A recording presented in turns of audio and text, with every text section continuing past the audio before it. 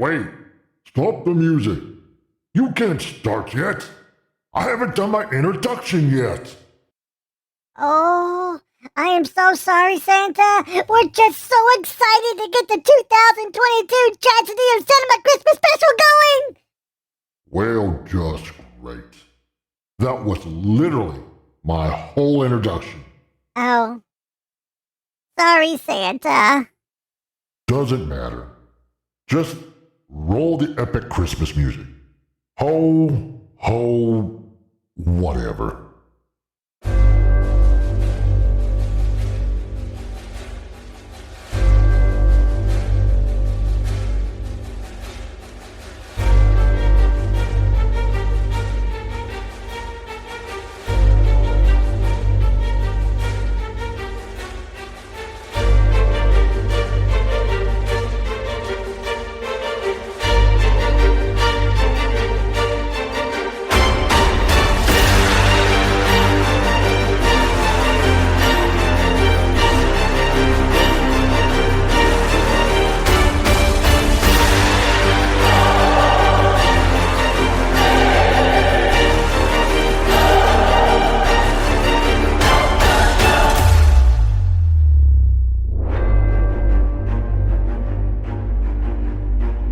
Ladies and gentlemen, the Tragedy of Cinema presents the 2022 Christmas Special.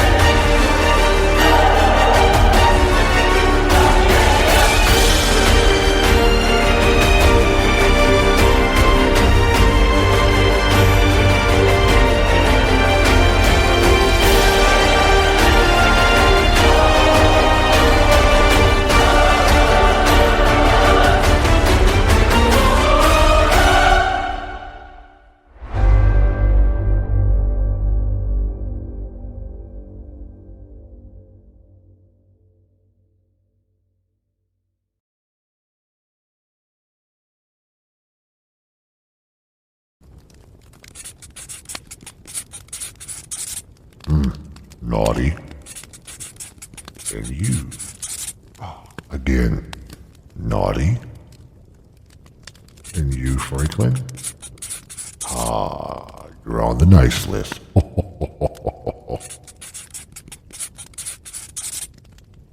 There. The list is finally done and I have checked it twice. Now I know who's been naughty and who's been nice. Although, I'm still on the fence about Kyle. There's just something about that fast-talking kid. Perhaps, just perhaps, there's still time for James to whip him into shape. Perhaps I'll compromise. Maybe I'll get him a coal-colored mic. Now that, I think, is a good idea. Now, let's go check on my little friends and see their progress in the workshop, shall we? Follow me.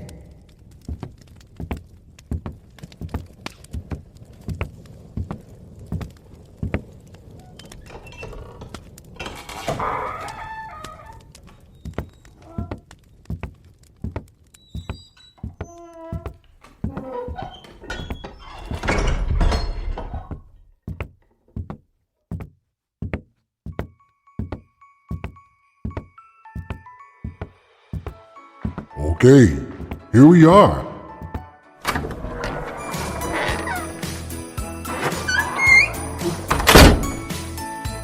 Ho, ho! What the holy frost? Where is everyone? Why are no Christmas toys being made? Hello? Anybody? Bernard? Blitzen? Anyone? This is a little concerning. Where in the North Pole are my little friends? Oh no. What if my brother came back? No, that's impossible. We took care of him last year. They have to be here somewhere. Oh, I'm sorry. I didn't see all of you listening in. I'm a little flustered. It seems I've forgotten all about the Christmas podcast this year. I'm afraid you caught me at a bad time. My helpers have all gone missing. I'll apologize, but I really need to start looking for them. They might need my help. I have an idea. Why don't you all listen to this while I start looking around, and I'll be right back. Thank you. The Tragedy of Cinema podcast is intended as a family-friendly program that by extension strives to be inclusive to all people regardless of their ethnicity, gender, creed, or any other identifying factors in this incredibly diverse world of ours. Oh, pardon me. I am so sorry to interrupt so early. But if you could do me a favor, keep an ear out for my little friends. I might even throw an extra gift under the tree for you. Okay, well, enjoy the show. With that said, some of the films we discuss may contain serious subject matters or have content considered morally objectionable by today's standards. We do not intend to condone or dismiss these aspects of these films, but our primary focus will be on what we believe the film succeeds at, some fun facts, and our personal enjoyment factors of each film. With that said, we hope you enjoy the show.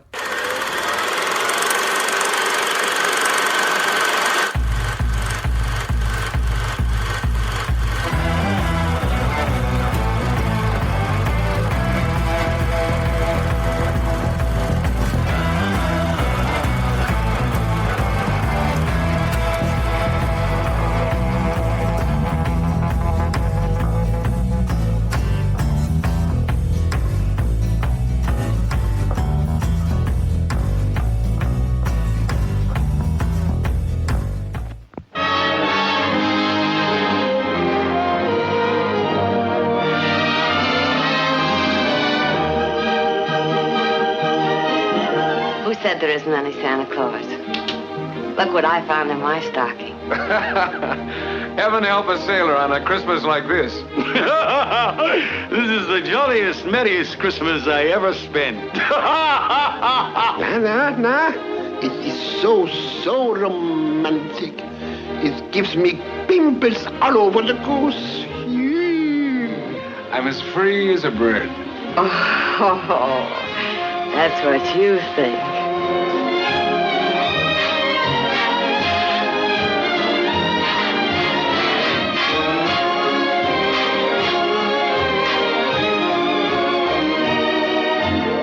Don't you come near me, you sea-wolf. After the way you've deceived me. I deceived warn you, you. if you take another step, I'll scream.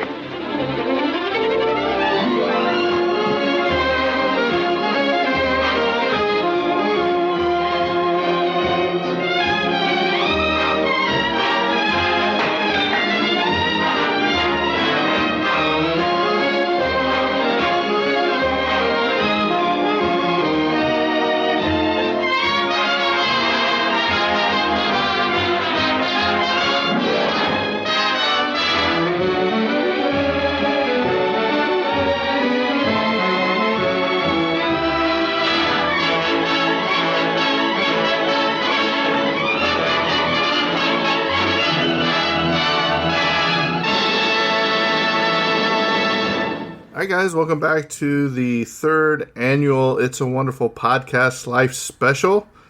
I'm your host, Jimbo, and joined again by my co-host. The Holly Jolly Man returns. It's Kyle. Part 2. Before we get started, just a little background of why we do this. A couple years ago, I decided, hey, there may be some people out there that doesn't have any family or friends at Christmas time, and I wanted to get together with all of our podcasting friends and see if we couldn't all come as a collaboration where we actually do a little special where we all throw episodes together and make it one big episode. So those of you that didn't have anybody to spend Christmas with would have a little bit of holiday cheer from some of your favorite podcasters. Yeah. Or even if you do, we make you feel like part of our community. Right. And feel like part of your welcome. You're our family. Yeah. So we want you to enjoy Christmas with us, and we want to enjoy Christmas with you in our own little way. Right. Yeah. So before we get started, I also like to give a special thanks to Tim Mullins, who helps throw all this together, and also my good friend Santa Claus, who helps this show special every year too. So Saint Nick. Thanks, Tim, and Represent. thanks, Santa Claus. Also this year, I'd like to have this be a tribute to one of the listeners of our show and a good friend that sadly passed away this year due to a tragic automobile accident. His name was John Masco. John and I had been friends for many, many years. He even came to our live show last July with Hillbilly Horror Stories, The Middle-Aged and Creeped Out. He loved the cold weather. He loved snowmen. He loved Christmas. He loved his church, and he loved his friends and family. A couple of short stories about me and him. I used to work at Burger King, and he worked at the KB toy store. So my paycheck would just go Straight to him. Right. Yeah. So I would go over there, but he would actually keep toys set aside for me, or as we say, collectibles. Held back. yeah, collectibles set aside for me Under the until counter. payday or whatever. Right. So it was nice to have an in with the toy guy. And then we kind of lost track of each other for a while, and then I ran into him at none other place than a Celine Dion concert downtown, just out of the blue. Yeah, Awesome. That's just awesome. out of the blue. Ran As into you him do. down there. Yeah. So, and then after that, we didn't see each other till. Oh man, we probably didn't see each other till he came to the live show, but we had been, talking back and forth on Facebook Messenger. He was a big fan of the Turner Classic Movies channel on TV, and he was asking me, he's like, hey, I don't have this anymore. I'm looking for a couple of movies. He said, do you think you could get them on your Vudu and let me watch them? I said, absolutely. So he gave me a list of like 5, and I ordered them right away for him. But the movie that we're going to cover today is one that he had asked me to get. So this is my first time watching this movie. I think, Kyle, it's your first time watching this movie. Yes, and I don't know why, because it's a great movie. Oh, yeah. And I can't believe I've never watched this before. But It's so fun. We are covering A Christmas in Connecticut. So, Kyle, let's go ahead and do this episode and do justice for John. Okay, we'll do what we can. All right, we have Christmas in Connecticut, released on July 27th of 1945. Funny enough, having a Christmas movie released on July. Christmas in July, baby. Christmas in July. It's all the time in the world. It was also released in December 24th in 2013, recently for a re-release. Huh. Yeah. And let's see here. Christmas in Connecticut was directed by Peter Godfrey, written by Lionel I thought you Hauser. said Gilbert Godfrey for a second. Gilbert Godfrey. totally different movie. Christmas in Connecticut. What a different movie. I want that movie so bad. Jafar.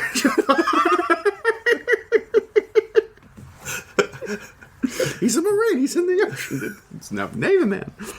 That's a terrible impression. Peter Godfrey, not Gilbert Godfrey. Maybe some relation, actually. Written by Lionel Hauser for the screenplay. Adela Comandina for the screenplay as Adela, same name. And Eileen Hamilton for the original story. I guess this is based off an original book, I'm assuming degree. Producer, William Jacobs. Composer, Frederick Hollander. And cinematographer Carol E. Guthrie, and edited by Frank McGee. No budget this time around. Don't have that data on hand, sadly. But we will be going into some of the technical details right here. Technical details of this film was a runtime of 101 minutes. So kind of on the shorter side of movies overall, but still not too long, especially for the time. So short, brief, you can kind of consume it within 2 hours. Sound mix, this is a mono recording for RCA sound systems back in the day, very common for the era, especially in 1945. Color info, this is a black and white film. And aspect ratio, this is a 1.37 by 1. I think that's also like around the 4 by 3 aspect ratio, if you're more familiar with that. Quick little plot summary here. Journalist Elizabeth Lane is one of the country's most famous food writers. In her column, she describes herself as a hard-working farm woman taking care of her children and being an excellent cook. But this is all lies. In reality, she is an unmarried New Yorker who can't even boil an egg. The recipes come from her good friend Felix. The owner of the magazine she works for has decided that a heroic sailor will spend Christmas on her farm. Miss Lane that knows her career is over if the truth comes out, but what can she do? And whole hijinks ensue where she, tries to double down on the lie, basically like that, and things happen. So, man, Felix steals the show in several of these scenes, and it takes a lot to get me to laugh out loud during the movie, and I found myself several times in this movie just cracking up. But we'll get there. Yeah, we'll get there in just a moment. I'm going to get the Felix in the cast here in just a second, and we'll take it on there. Next up, we have the cast list here. We have the lead character, co-leads, I believe I would say, co-leads. We have Barbara Stanwyck playing the character of Elizabeth Lane. Barbara Stanwyck was also in the film Double Indemnity in 1944. Indemnity. I can't, that's a hard word for me to pronounce in my tongue. It's like Nemo. Indemnity. I'm going to put 5 more syllables in there I shouldn't be. Double Indemnity in 1944. Next up, we have Dennis Morgan playing the character of Jefferson Jones. Dennis Morgan was also in the film My Wild Irish Rose in 1947. Next up, we have Sidney Greenstreet playing Alexander Yardley, the boss of the character, the big businessman. Sidney Greenstreet was also in the film The Maltese Falcon in 1941 with good old Humphrey Bogart himself back in the day. I believe he was also in Casablanca, but I don't have that cast list on here. Next up, we have Reginald Gardner playing the character of John Sloan. Reginald Gardner was also in the film The Great Dictator in 1940. I believe it was a Charlie Chaplin film back in the day. Next up, we have S.Z. Sackle playing the character of Felix Basinac. S.Z. Sackle was also in the film Casablanca in 1942. I believe he was like the kind of like the bar's custodian in the Casablanca bar. Next up, we have Robert Shane playing the character of Dudley Beecham. Robert Shane was also in the film The Giant Claw in 1957. Next up, we have Una O'Connor playing the character of Nora. Una O'Connor was also in the film Witness for the Persecution in 1957. She was in a lot of those Universal Monsters, too. She was? She keeps popping up in several of those. Yeah, that's what I was going to think. The name sounded familiar. Yeah, she was... I think Bride of Frankenstein was... Yeah, I think you're Invisible right. Man, maybe? Yeah, probably both. And for that time, probably was contracted out to do like 5 films for Universal. All that stuff. We're like, you worked for me for 3 years now. Nice. Next up, we have Frank Jenks playing the character of Sinkowicz. Frank Jenks was also in the film His Girl Friday in 1940. And then lastly, we have the character of Joyce Compton playing the character of Mary Lee. Joyce Compton was also in the film The Awful Truth in 1937. That's the cast list right there for Christmas in Connecticut. Jimbo, let's get to the fun stuff. So, we will, but let's talk about the movie for a minute. So it starts off with basically a submarine sinking a U.S. ship, and 2 guys are on a raft. Yeah. And, they use some stock footage from some older films, you could tell, but, this would be if me and Kyle were out there on the raft, because, they've been out there, I think, like 15 days. And they're sitting there, and the one guy starts having a hallucination that, he's sitting there and being served eating a classy dinner meal. Yeah. And Kyle would be pouring me the beverage, and I'm sitting there eating a good steak. Yeah. So basically, they get rescued, and they end up in this. I guess it's like a makeshift hospital. Mm-hmm. And, the one guy, he's like, well, what are you having for dinner tonight? He's like, oh, I'm going to have steak and mashed potatoes and bread and all these nice foods. And so the nurse comes in, and his buddy, they open up his, he's got the steak and potatoes, and they open up his, it's like, what is raw? this? It was raw egg and milk. He's looking. Which I'm terrified to think if that's an actual thing people ate sometimes. So I think his injuries might have been more severe than the other guys. You know, it's not, I don't want to say more severe, but maybe affected his. The excuse they used in the film was that he gave his last ration to his buddy, so he went longer without food, which would be only hours. But because of that, he can't eat anything for several days. He can only eat the milk with the raw egg in it. Right. Whereas his buddy can eat steak immediately and all the food. So during this time, as he's rehabilitating, he keeps getting this magazine, and he keeps opening it up and reading these articles about this lady cooking all these extravagant dishes, which is Elizabeth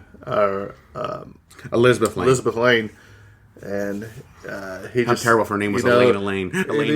Yeah, and he has the nurse read it to him. He's over there like licking his lips and all that. You know what I mean? So basically, this nurse ends up falling for him.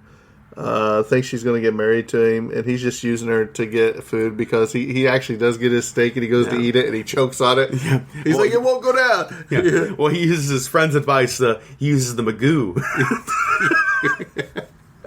So, Jimbo, have you ever swooned on a girl with your Magoo? My Mr. Magoo. My Mr. Magoo. That's the name for it now.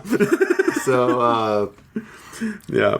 So yes, he uses his Magoo to basically kind of like flirt with the nurse and get free food out of her, and then the nurse falls head over heels in love with him, wants to marry him immediately, but he's trying to let her down gently by saying like, lady, I travel the world. I've always been a Rolling Stone back in the day and all kind of stuff. Right, too. and he's like, he ends up, she goes in there and she's reading something to him, and she's like. She leaves, and the other's like, well, when are you guys going to get married? Because he falls asleep on her. Well, pretends to fall. I guess he fell asleep. I thought he pretended. But she's like, did he propose? She's like, no, not yet. So not yet. She has an idea that she's going to write to Yardley. Alexander Yardley. Yeah, Yardley. And she's like, look, do you remember? She's writing this letter, and he's like, look, I nursed your grandson back. From the mumps or something like that. Right, so... Yardley gets this, and he's like, well, I know no other way than we'll have him come and be a guest with Lane. Elizabeth Lane. Because she's married, she's got a baby, which she doesn't have any of this. Yeah. Oh, yeah, she'll have no problem taking on a Navy man and the farm that she doesn't own. So, basically, her publicist, I guess, like, look, we got to have lunch, here's going to be the problem, This is what happens. They want you to bring this serviceman that's been out at sea. We're going to honor him, and he's going to come spend like a week with you on your farm in Connecticut. And I think it's like just 3 days. Yeah. Yeah. And of course, she doesn't have any of these things. Yeah, so she has to get access to a farm. She doesn't has to act like she's married. She has to act like she's married, so she gets a man who's been constantly trying to propose and get her to marry him this whole time. Which is another hilarious part of the movie because they're trying to get the judge to marry him. Yeah, the whole movie. Well, that's the character who's been trying to get him to get married. This character, John Sloan, is an architect and designs many houses, and he constantly tries to get Elizabeth to marry them, despite the fact that they have basically zero chemistry together at all. And so Elizabeth agrees to marry him on the condition that he saves her for this weekend so he can entertain the Navy man and keep her job. So they go to the farm that one of the houses he made, and basically like that, and they use that farm as the entertainment spot for that area. Do you remember when he kisses her because the judge is coming over and he starts talking about his pipe? She's like, look, when you're kissing me, don't talk about your pipes. Don't talk about waste. Don't talk about sewage. Plumbing, I think it was. Don't talk about plumbing. Well, yeah, because she said his pipes because he was like, well, there's pipes in here that, we got natural heat. When you said pipe, I thought you were talking about a smoking pipe. Oh, no. That's how I got confused. But yeah, you're like, don't talk about plumbing, you talk to me. And then he's like, well, what would you have me talk about? Like, I'd rather you just be quiet. Just don't talk. So then another thing that, because Yardley has said he's going to come over for their Christmas dinner too. Mm-hmm. He sneaks his way in there because he wants a good home cooked meal. And she can't cook either, so she has to bring Felix with her. Yes, or her best friend, I guess, at that point too. I don't know. I don't know. Oh, because he gets that's the one who gives all the recipes to Elizabeth to post in the book. Right. So Felix is their friend, and so Elizabeth gets Felix to come over and be the personal chef for the whole weekend. weekend for the. But he's wanting to see her cook. Yes. Which there's a funny scene about flipping a pancake.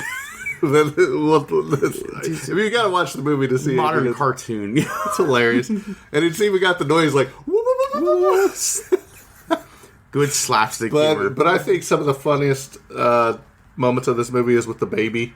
The officer comes. They have this baby that's basically these ladies drop their baby off and go to the factory to work, and then they'll come pick them up later at night. Yeah. But and the first night it's a girl, but they don't know that moment. So when Jefferson asks what's the baby's name, he says, "Oh, it's Robert." It's like, "Oh, it must be time for a bath. I read in your book you give the bath every time about this time of night. You give them a bath." And so they take the clothes off. It's like, "What did you say this person's name was?" And they look down "Oh, it's not Robert. It's Roberta." Yeah. And then she's trying to put the diaper on. She has no idea what she's doing. Right. So going back and forth, and at any moment she finds the thing, she just Jefferson's so excited to the baby because he takes care of his nieces and nephews or whatever. Yeah. So for him, it's a family moment where he gets to re-enjoy his family life a little bit. So he does. So he takes him on immediately. Meanwhile, she's trying to cover up that she has no idea what she's doing with the child. It's so funny. Basically, this whole entire time, they take the judge, they throw him into the study, shut the doors because they don't want anybody, Yardley or Jefferson or anybody, to know that they're not married yet and that this isn't their kid. But you should just watch it because I don't want to give it all away because hijinks ensue, and it's.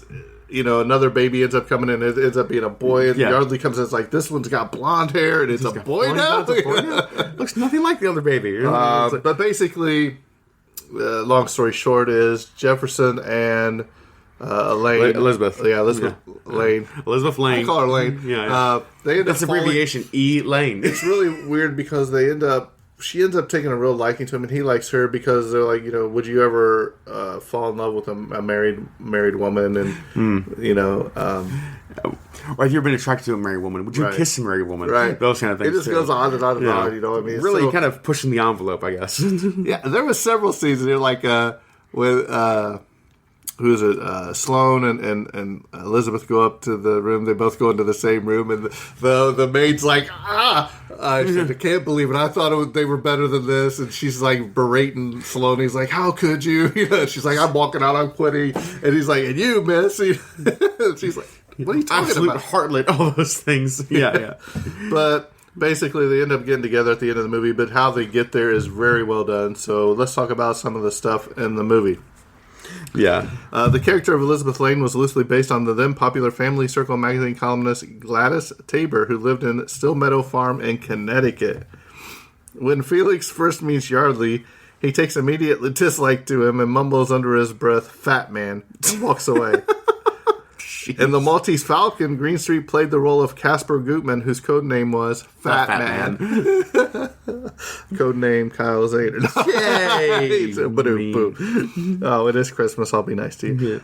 John Sloane's Connecticut home in this film is the same set used in Bringing Up Baby. Have you ever watched Bringing Up Baby? I never have. But I think I own it. Of course, you probably do. Probably own it.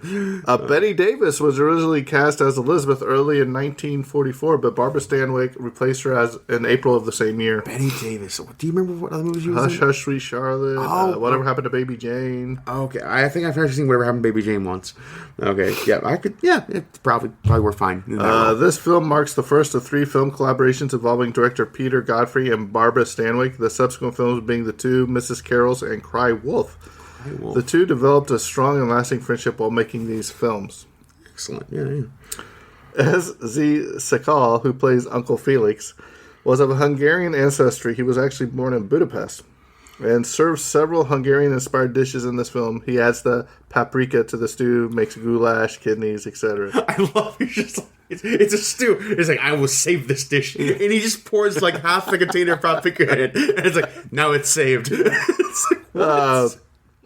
This was an instance of art imitating life. Sakal detested American food, so I guess he didn't like pizzas and hamburgers and all that. And insisted only on eating Hungarian or continental food, or even having his wife cook his lunches for him while he was on set. Oh, wow. Yeah, that's needy. This is one of the first films to benefit from the post-war euphoria that gripped America in 1945. Despite being released in August rather than the more logical holiday time release, this grossed a then impressive $3 million, making it one of the year's most successful movies. I will pull it up on the inflation calculator right now. Give me just one moment on that one. Oh, you keep going. I will. Sidney Greenstreet, usually cast as a heavy in Warner Brothers movies, has one of his few comedic roles in this film, with much of the humor arising from the fact that his character of publisher Alexander Yardley terrorizes and intimidates almost everyone around him. So, what, you counting out there, guy? Yes, I gotta count. I always miscount the zeros if I don't do that right.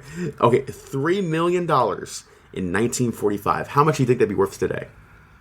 $187 million. No, that's way too far off. Oh. Actually, worth about almost $50 million at $49.7 million in today. Wow, more than 10 times. If we only knew the budget, we'd see if it was actually a winner. But I'm sure this movie took less than $3 million to make, Jimbo. Sure. The entire runaway sleigh ride. This is something else in this movie. They just hop in this horse-drawn sleigh, and it just starts going. He's like, well, it wasn't tied down. It wasn't tied down. Oh, yeah, it just works out. Yeah. And they end up getting arrested, but the entire runaway sleigh ride sequence was filmed in sound stages on the Warner Brothers backlot with snowdrift simulated by soap flakes. Soap flakes? Soap flakes. Soap flakes. Whatever works. Warner Brothers... It's probably asbestos. They're probably just throwing asbestos at him. Warner Brothers animation department quickly co-opted the film's theme song, The Wish That I Wish Tonight, which was used liberally in its Looney Tunes cartoon series, nearly always in scenes that depicted Bugs Bunny in drag. That explains all the wackiness, too. Yeah. In 1945, studio head Jack L. Warner went on a cost-cutting kick, hoping to cut down on extravagant production expenditures during wartime. As an example, the mink coat Barbara Stanwyck is seen buying herself as a reward near the beginning of this film is the same coat Joan Crawford wore throughout another 1945 Warner hit, Mildred Pierce. Oh, wow. Of course they reuse things all the time. That's kind of a weird thing to put in trivia. Barbara Stanwyck refers to herself as being her boss, Charlie McCarthy. Her boss is Charlie McCarthy. This is a reference to the popular ventriloquist puppet controlled by Edgar Bergen, who is the father of Candace Bergen. You know who Candace Bergen is? No idea Murphy what you're Brown. talking about. Do you know Murphy Brown? She might was speaking Latin right now, Jimbo. see, this is what I have to deal with. Kids people. today, they don't know the things from 80 years ago. Just before this film, Barbara Stanwyck has starred in Billy Wilder's Double Indemnity, in which she played a seductress who lures a man into helping murder her husband. We've all been there. The clothes for that film were created by Paramount's resident designer Edith Head, and Stanwyck was so impressed with how attractive Head's outfits made her look in that film that she insisted Warner's hire Head to design her gowns for this film as well. I wouldn't be surprised if there's more films than that, too. Cool stuff. Despite being a guest in Sloane's home, Jones doesn't appear discomforted by Mrs. Sloane when she flirts with him, though Yardley is appropriately shocked by their behavior. It was a weird feeling, like she's over here, like it's weird. Everything is it's awkward but not cringy, right? In a way, but everything no one knows what to do in the room at any given time. What about and only two people are in on the line? What about when he's playing the piano, and she's got the big ornament in her hand, and she's just kind of melting swooning on the ladder, and she drops the big ornament on the ground. Oh, that's great! Yeah. The address on Felix's restaurant menu is in the 300s on 46th Street, which would likely be West 46th Street, bet 8th Avenue, or between 8th Avenue and 9th Avenues, which is in New York's famous restaurant Row. Another funny scene in this movie, while we're talking about funny scenes, is at the end of the movie when he's fired Elizabeth. Oh, yeah, and Alex is like, or Felix is like, look. He's like, she's going to go work for this other company. Look, they sent this letter yesterday. I haven't told her yet. He opens it up, and what it says is, hey, you're running out of kidneys, you're running out of liver, and all this from his restaurant. It's not really a thing. So Felix actually saves the day. Yeah. Felix is the heart of this film. I know. In addition to working together on Christmas in Connecticut, Greenstreet and Secal also appeared in Casablanca. Mm-hmm. Smart Housekeeping is a play on the popular women's magazine Good Housekeeping. It makes sense. Yeah, just for the time. Kyle's subscription. Oh yeah, it never ran out. This material was remade in a 1992 as a cable TV movie with Diane Cannon in the Stanwyck role and Chris Christopherson as the equivalent of Morgan's war hero part. Oh, wow. It was directed by Arnold Schwarzenegger. What? It was not nearly as well received as the original. Schwarzenegger's many things, film director is not one of them in my mind. Early in the film, Uncle Felix asked a black busboy about the meaning of the word catastrophe. The busboy's perfect answer, citing the Greek derivation, is one of the few depictions of a person of color that is not derogatory or demeaning in a classic Hollywood film. This passes notice, however, in most discussions on the film. So, wow, just one of those things, like silently progressive in a way where it's like, I wasn't racist. Isn't that amazing for 1945? Right. Here you go. I bet you didn't know this, Kyle. Are you ready? Probably didn't. One of the two women who dropped off their babies is played by Blossom Rock, a.k.a. Marie Blake. Do you know who she was? No, I do not. Not off the top of my head. She was Grandmama in the TV show The Addams Family. What? That's awesome. That's cool. Small world moment. And also, Kyle, you remember the name of the cow in this movie? No, I don't. I don't remember the name of the cow. Well, it's Mochi or something like that? I think yeah. Fans of Clint Eastwood or Hilary Swank will doubtless recognize this name as the cow, which causes such a fuss in the second act because it is also the ring name given by Eastwood's Frankie Dunn to Swank's Maggie Fitzgerald in $1 Million Baby. $1 Million Baby. Have you ever seen $1 Million Baby? I don't think I've actually sat down and actually watched it before. Oh, man. I'm sure it's excellent. It's Clint Eastwood film. Of course it's excellent. So, Kyle, what do you think of Christmas in Connecticut? This movie is pure joy. It is just, Will you be watching it again? Oh, yeah, definitely. It reminds me of like Humphrey Bogart and like Three Angels, just a fun little Christmas movie that just like has like warms your spirits and just like there's nothing wrong with it because it's pure happiness and joy just being forced down your throat. It's like I love it. Give me any day of the week. If you love old movies, you gotta love Christmas in Connecticut. I think I'm happy I discovered that. I'm happy like your friend brought this to you and we got to discover it together because it's a fun moment to like this is just a fun movie to watch. So yeah, this is on my watch list for life to an extent. So I enjoy it immensely. Jimbo, how do you feel? Oh, absolutely! Film? It's going to have to be added to the old Christmas movie repertoire. The rotation, every year probably. It's hilarious. I mean, if you can get me to laugh out loud, and Felix just, his facial expressions and mumbling and.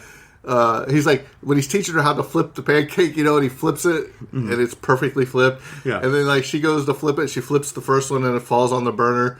And then she flips the second one, sticks to the ceiling, and then the other one, he just catches it. Yeah, in his hand, and he's it's all covered in goo. The prop pancakes are so goo. It's weird.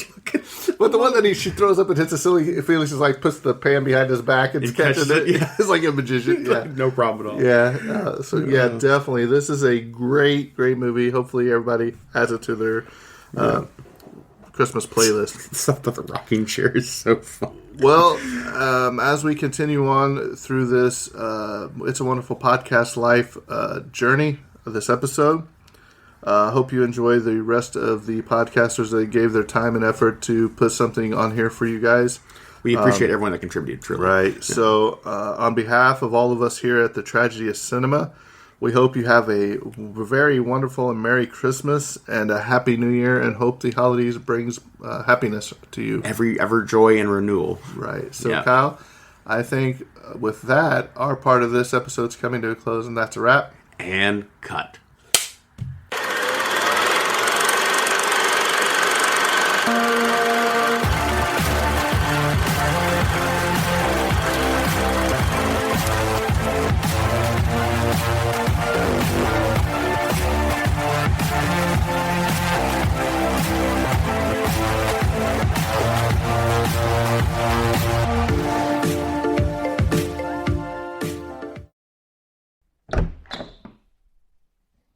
Hello? Anyone? Oh, hello. The show's over already? How did you enjoy the episode from the Tragedy of Cinema? I'll have to remember to listen to it later. What movie did they do this year? No, wait. Don't tell me. Let's see. If I were a bunch of North Pole elves and I was supposed to be working, where would I be? Of course, the cocoa room. It's not break time yet, but I guess when you need your cocoa, you just need it. Why do I worry so much about them? They haven't failed me in hundreds of years. They've actually saved me quite a few times. Like when my evil brother tried his little stunt last year. It was the elves that helped me out. Or that time Jack Frost tried to take over the North Pole. Now that was interesting, but that's a whole new story for another time. Or how about that time Mrs. Claus caught me and Mother Nature... never mind. Hey, look, the cocoa room. Time to end their break.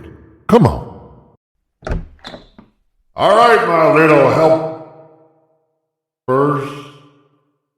What? I was sure this is where they would be. The cocoa's still hot. Someone was here. Oh, wait. I get it. It's a surprise party for me. Oh, I guess no one is in here. I guess I'll just have to leave now. I guess I'll have to leave now. I said, I guess I'll have to leave. All right, look. I know you're all back there in the dark. You can come out. I said you can come out. Well, this is getting a little concerning. Maybe you should listen to this special episode from Kinda Murdery while I try to figure something else out. This should be interesting. How do you make a Christmas special from a podcast called Kinda Murdery? Against all my intuitions, I'm going to go ahead and play this. Enjoy, and I'm sorry. Warning. Kinda Murdery contains adult themes, explicit language, and descriptions of violence. It is not suitable for anyone, and we recommend you stop listening now.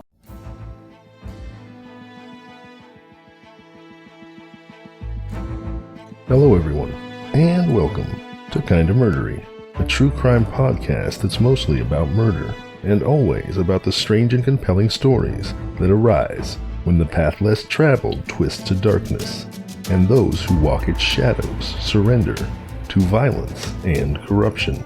I'm your host, Zevon Odelberg, and we have a perilous journey ahead, so thank you for lending me your courage and good company. Merry Christmas, everybody.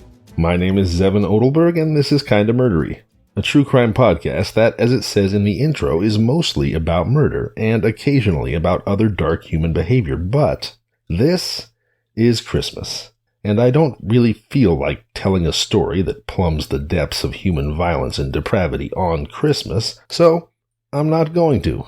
Instead, I'm going to tell you about the 12... You've heard of the 12 Days of Christmas, right? Well, this episode is going to be the top 12 strangest, weirdest, creepiest, dare I say kinda murderiest Christmas traditions from around the world. The TV Yule log is an utterly vanilla example of a Christmas tradition here in the US that much of the Christmas celebrating world would actually find to be quite strange. But trust me when I tell you that the around-the-world rituals to come on today's show explore far more exotic and sometimes bizarre flavors than simple vanilla, or even eggnog. Before we get started, I want to send a huge holiday thank you to my friends Jimbo and Eric from the Tragedy of Cinema podcast for inviting me to join them, along with so many other great shows, for the third annual Tragedy of Cinemas It's a Wonderful Podcast Life Christmas special presented by the Tragedy of Cinema, which is what you are listening to right now. Thank you, Jimbo and Eric, for having me, and thank you, Tim Mullins from Triple H Media, for editing me in. All right, everyone. If you're ready to hear about the top 12 kinda murderiest Christmas traditions from around the world, then I suggest you put your personal items underneath the seat in front of you. Stow your carry-on in the overhead compartment. Let go of the worries of the day, but make sure that your seatbelt is fastened. There's turbulence expected ahead. Kinda Murdery's Kinda Murderiest Christmas Traditions from Around the World starts now.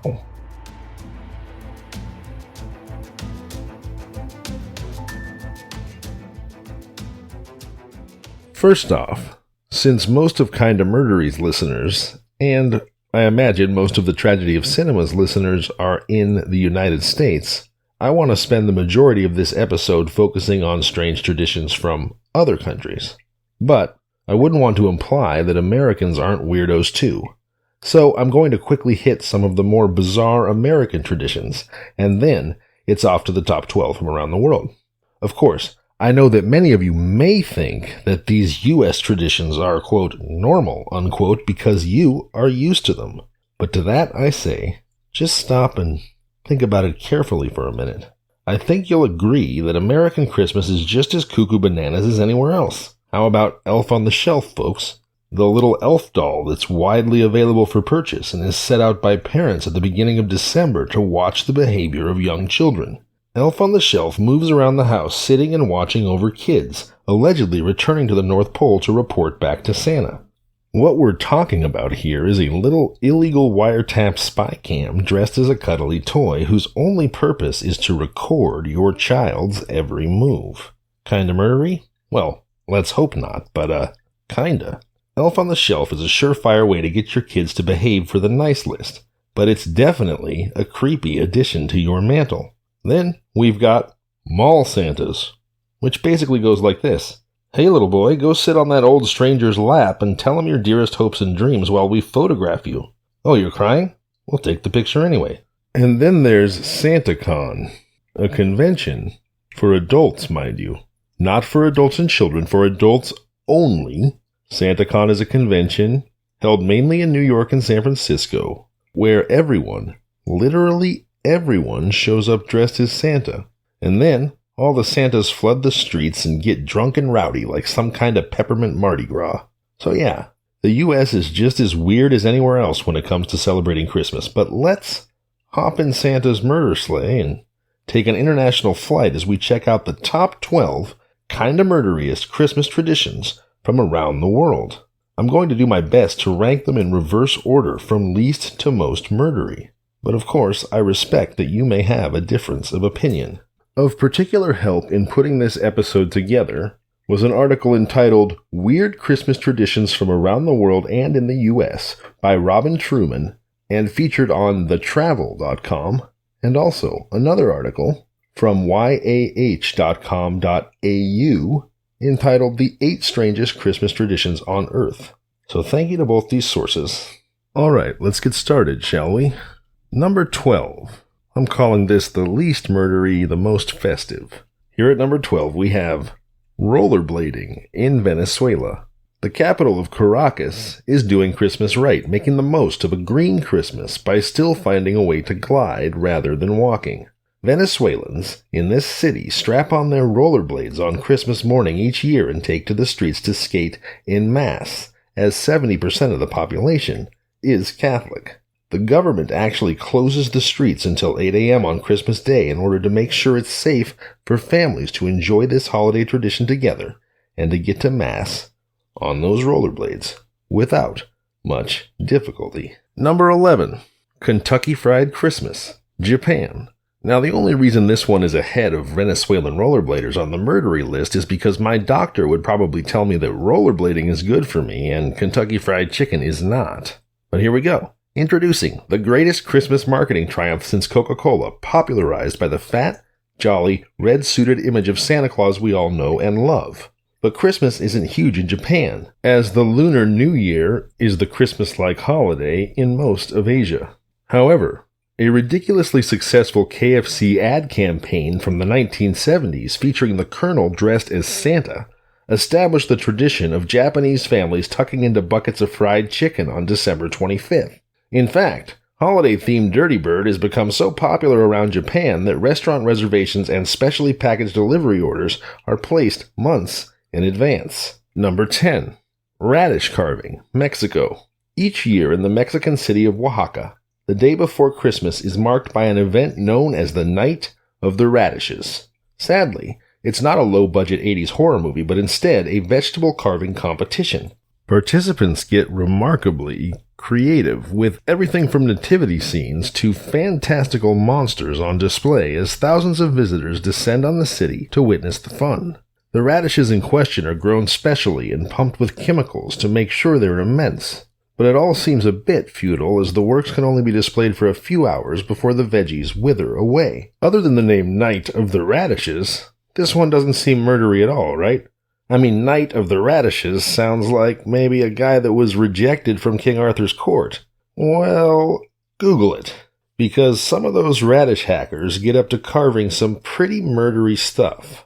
I saw a first-place radish carving of an octopus that wasn't so much an octopus as it was a life-size carving of Cthulhu, ready to devour my soul with his 16-inch protruding tongue. Oaxaca, Mexico says, Merry Christmas from the old gods of the outer dark. Number 9. La Befana, Italy.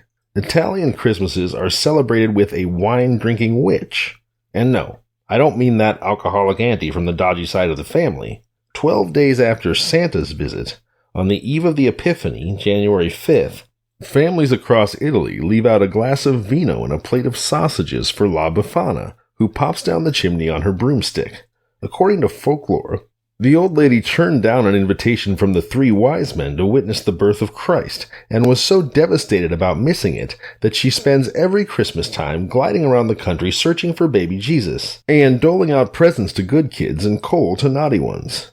So yeah, La Befana. You can tell me she's benevolent if you want, but what I just heard is that in Italy, essentially Santa Claus is a drunken witch who flies through the night around Christmas hunting the baby Jesus. That sounds kinda murdery. And it dovetails with number 8. Hide your broomsticks. The Flying Christmas Witches of Norway. In Norway, a unique Christmas tradition is that on Christmas Eve all broomsticks are hidden out of sight. It's thought by Norwegians that the night before Christmas, bad witches and spirits will come out, and if there are broomsticks to be found, they will take them and fly them through the skies. If you believe the Norwegians, it may be good practice to put away your broomsticks this Christmas Eve and let the evil witches look somewhere else, but, truthfully, if you're missing a broomstick Christmas morning, you can probably just go out and buy another one without too much fuss. Next up, number 7. The Yule Lads, Iceland. Icelandic kids don't get just one Santa Claus. They get 13 mischievous trolls roaming the country a fortnight before Christmas. Like Snow White's 7 dwarves, each of these 13 Jólasveinar, I probably mispronounced that, but it means Yule Lads, has his own personality, including, wait for it, doorway sniffer, spoon licker, sausage swiper, candle stealer, curd gobbler, and the ominously named window peeper. Each takes turns visiting children who leave shoes in their bedroom window, dropping off presents for the good kids and rotting potatoes for the bad ones. Frankly, Iceland, and with all due respect, I don't want doorway sniffer, window peeper, spoon licker, curd gobbler, or especially sausage swiper anywhere near my children on Christmas, because that is seriously Kinda Murdery.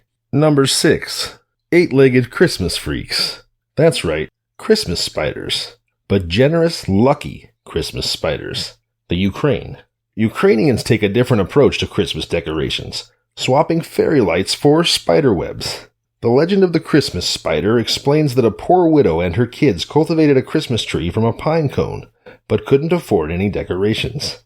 Then, on Christmas morning, they woke up to see their tree blanketed in cobwebs, which the sunlight then transformed into gold and silver. Nowadays, trees across Ukraine are decorated with little spider ornaments called pavuchki and fake spiderwebs, which is said to be the origin of the sparkly tinsel that shimmers at Christmas time around the world. Alright, I'm going to be honest, that's actually a pretty heartwarming tale. But, on the other hand, imagine this scene on Christmas morning. Excited child. Mommy, there's a giant spider in the Christmas tree, and spiderwebs everywhere. Mother, wonderful. How lucky we are, Oleg. Bless you, Christmas spiders. Bless you, every one. Number 5. The Hobby Horse, or Mary Lloyd, Wales. Welsh culture is ancient and steeped in superstition. In America, when we think of a hobby horse, we're thinking about a wooden or stuffed horse's head on a stick, an innocent child's toy that gave rise to the phrase, riding the pony. Well, the hobby horse, or Mary Lloyd, is a Christmas tradition in Wales, but it's nothing like the hobby horses that we're used to in the States. Residents of South Wales enjoy parading an undead horse around their villages to celebrate the happiest time of the year. In a wassailing display dating back to probably Celtic times, the custom involves draping a white sheet over a pole with a horse's skull attached and knocking on townfolk's doors, no doubt giving them the fright of their lives. The party carrying the morbid effigy then sings to the residents, who are supposed to sing back before relinquishing some food or drink. There is some debate about whether Mary Lloyd translates as Holy Mary or Grey Mare, but it seems equally creepy. Either way. Number 4. The Christmas Murder Cat, Iceland. Now, Iceland is the only country making a double appearance on this list. Perhaps that's fitting. They are Iceland, after all, and this is Christmas. But the ice pun may be less relevant than the fact that 60% of Icelanders are descended from bloodthirsty Vikings. I know, if anyone in Iceland is listening, look, I understand that you're not all bloodthirsty. Forgive me some storyteller's exaggeration, but also I do have a question for you. Why the Christmas Murder Cat? What am I talking about? Well, everyone listening, not just Icelanders, I have a question for you too. Ever wonder why you always buy a new outfit for the holidays? Perhaps it derives from the legend of the Icelandic Yule Cat. Jólakaturin, which I may have also mispronounced, but Jólakaturin, as it's called in Iceland, is another enforcer of good behavior through fear. Traditionally, those who finished their chores in time for Christmas received new clothes for the occasion, while the lazy folk did not. The Yule Cat, big as a house, is said to lurk in the Icelandic countryside on Christmas Eve and will eat anyone who did not receive new clothes for Christmas. There never was better incentive to go shopping. And now, folks, we've made it onto the podium. At number 3, receiving the bronze medal for the most murdery Christmas tradition from around the world, we have Die, Trash Satan, Die, Guatemala. They say that cleanliness is next to godliness. In Guatemala, it's believed that the devil and many other evil spirits lurk in the dark, damp, and dirty corners of one's home. So they spend the whole week before Christmas cleaning, sweeping, collecting rubbish, and sprucing up the place, piling all the dirt and trash in a giant heap outside. Like an angel atop a Christmas tree, an effigy of Satan is placed on top of the garbage mountain, and the whole heap is set on fire. This fascinating tradition is called La Quema del Diablo, which translates to the burning of the devil, and it symbolizes the burning of all the bad and misfortune for the past year to start a new year from the ashes. Now, once I've explained it, La Quema del Diablo sounds like a pretty cool, normal, healthy Christmas tradition. But when I say, immolate the devil on a pile of trash, it sounds like I'm singing a Megadeth song, not describing a way to worship Jesus. Alright, number 2. Many of you have probably heard of this one. We've arrived at the notorious Krampus from Austria. As if the threat of missing out on presents wasn't bad enough, Austrian kids who end up on Santa's naughty list also have to worry about Krampus, a horned, hairy demon that snatches misbehaving children and shoves them into his wicker basket, serving as St. Nicholas's creepy enforcer. Many towns in Austria and neighboring countries, especially the alpine villages around Salzburg and Tyrol, celebrate Krampusnacht on December 5th, when dozens of men dressed up as the half-goat demon parade through the streets, brandishing sticks and terrorizing children. In fact, the mythological Krampus doesn't just shove children in his basket. He's said to drag them straight to hell. And now, I'll bet you're wondering if Krampus is number 2, what the heck is number 1? What could possibly be more kinda murdery than Santa's sidekick Krampus? How do you top the Robin to St. Nick's Batman turning out to be a horned demon with a wicker child basket who drags bad kids straight to hell? Well, I'm glad you asked, because you see, I don't think of kinda murdery as referring only to murder. To me, It's an adjective that describes everything that is garish or bizarre about people and the things that they do. And, if you think about it, Krampus, as scary as he is really just a riff on coal in your stocking, or even the eventually lovable Grinch. But this next one, I have no words. I mean, I do have words, obviously. It's a podcast, but wow. Just wow. Number 1 on the top 12 Kinda Murderiest Christmas traditions from around the world is the pooper and pooping log from Catalonia, Spain. You heard me right, but just in case you think you didn't, yes, I said the pooper and the pooping log.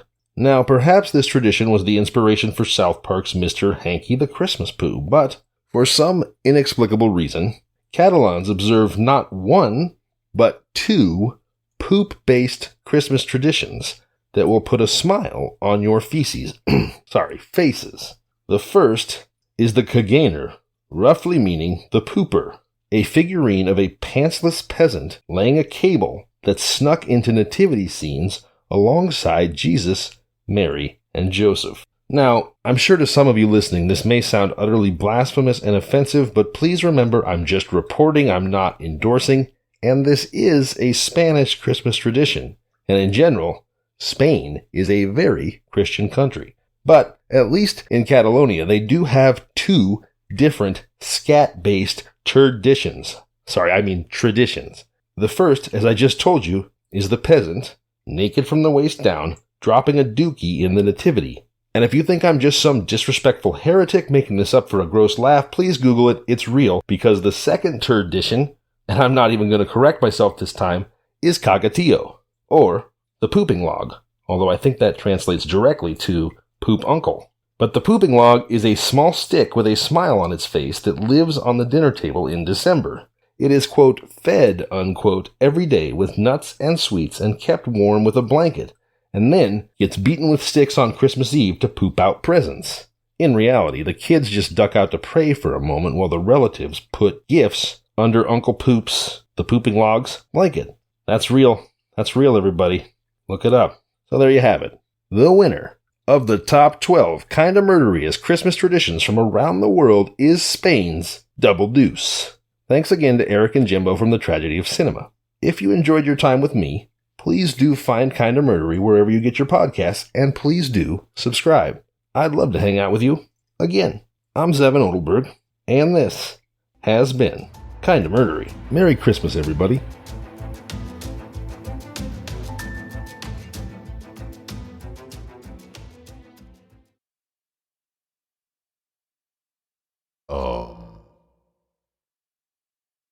So yeah, that just happened. If you don't mind, give me a second.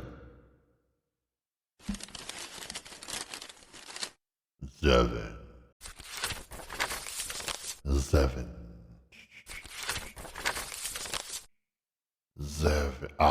Here you are. What? How on earth did you make the nice list? Well now, we can't have that. Not after hearing that.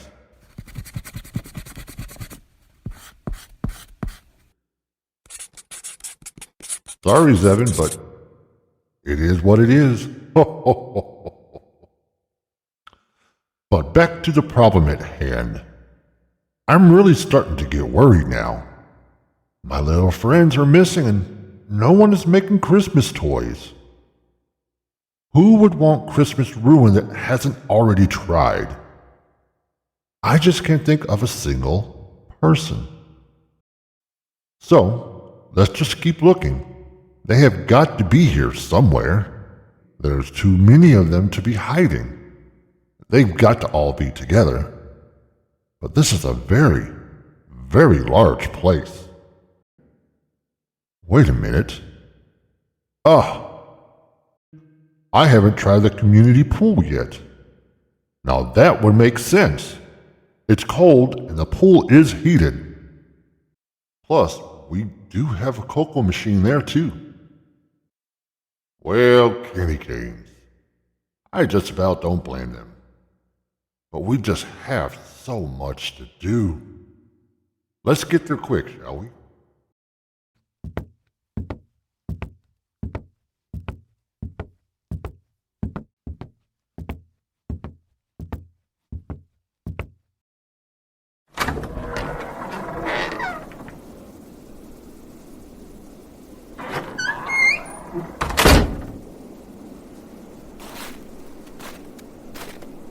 Let's get there. Quick. Wait. Oh, wait. That's on the other side of this place. That's way too far to walk. Ah. I have an idea.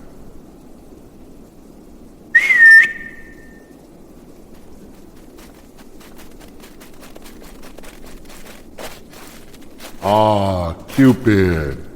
Perfect, my friend. My strongest reindeer.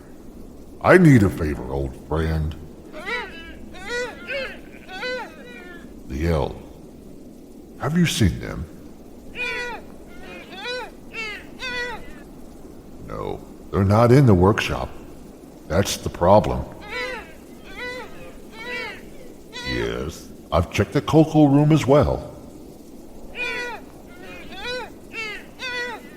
Yes, my friend. I'm worried too. That's why I need your help. I need a ride to the pool.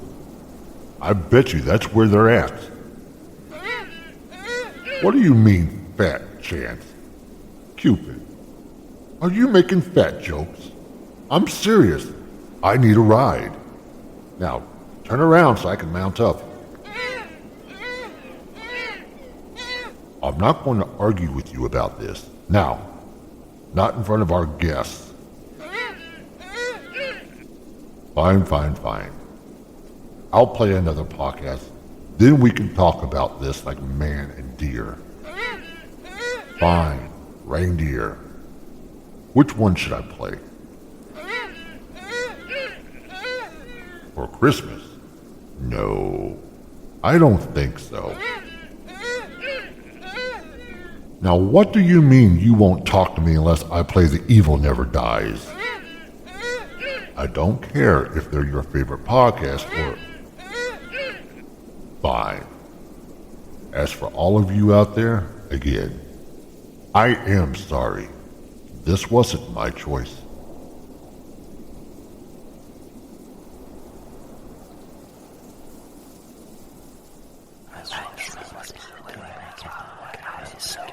The Evil Never Dies Podcast.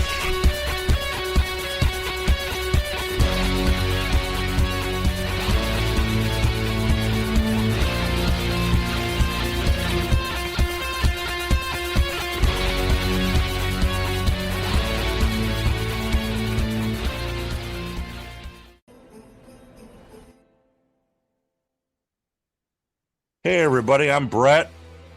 I'm Carl, and this is the Evil Never Dies podcast, and this is our Christmas special. Yes, it is. We want to thank Jimbo and Kyle for letting us do another little spot here on their Christmas show. And we're not going to try to take up too much time, so let's get into it. We are going to do the original Black Christmas. From 1974. 1974. I thought it was 1971, so I had the wrong date. You did. I did. All right.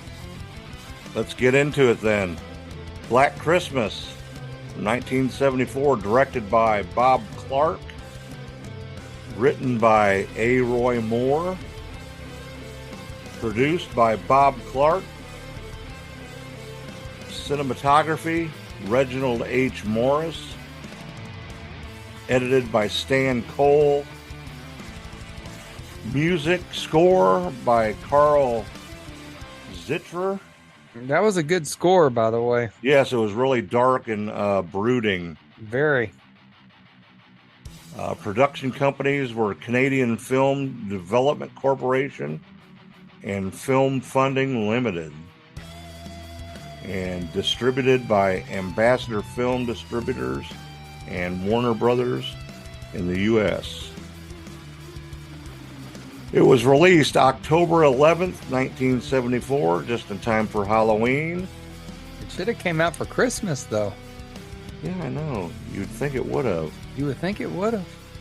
But it did not. It came out for Halloween. Had a running time of 98 minutes. Country of origin is Canada. It was a Canadian movie. English language. Budget was $620,000, which is pretty low. That Canadian dollars? $620,000, and it brought in $4.1 million at the box office. So they banked on this movie. Yes, they did. They banked on it.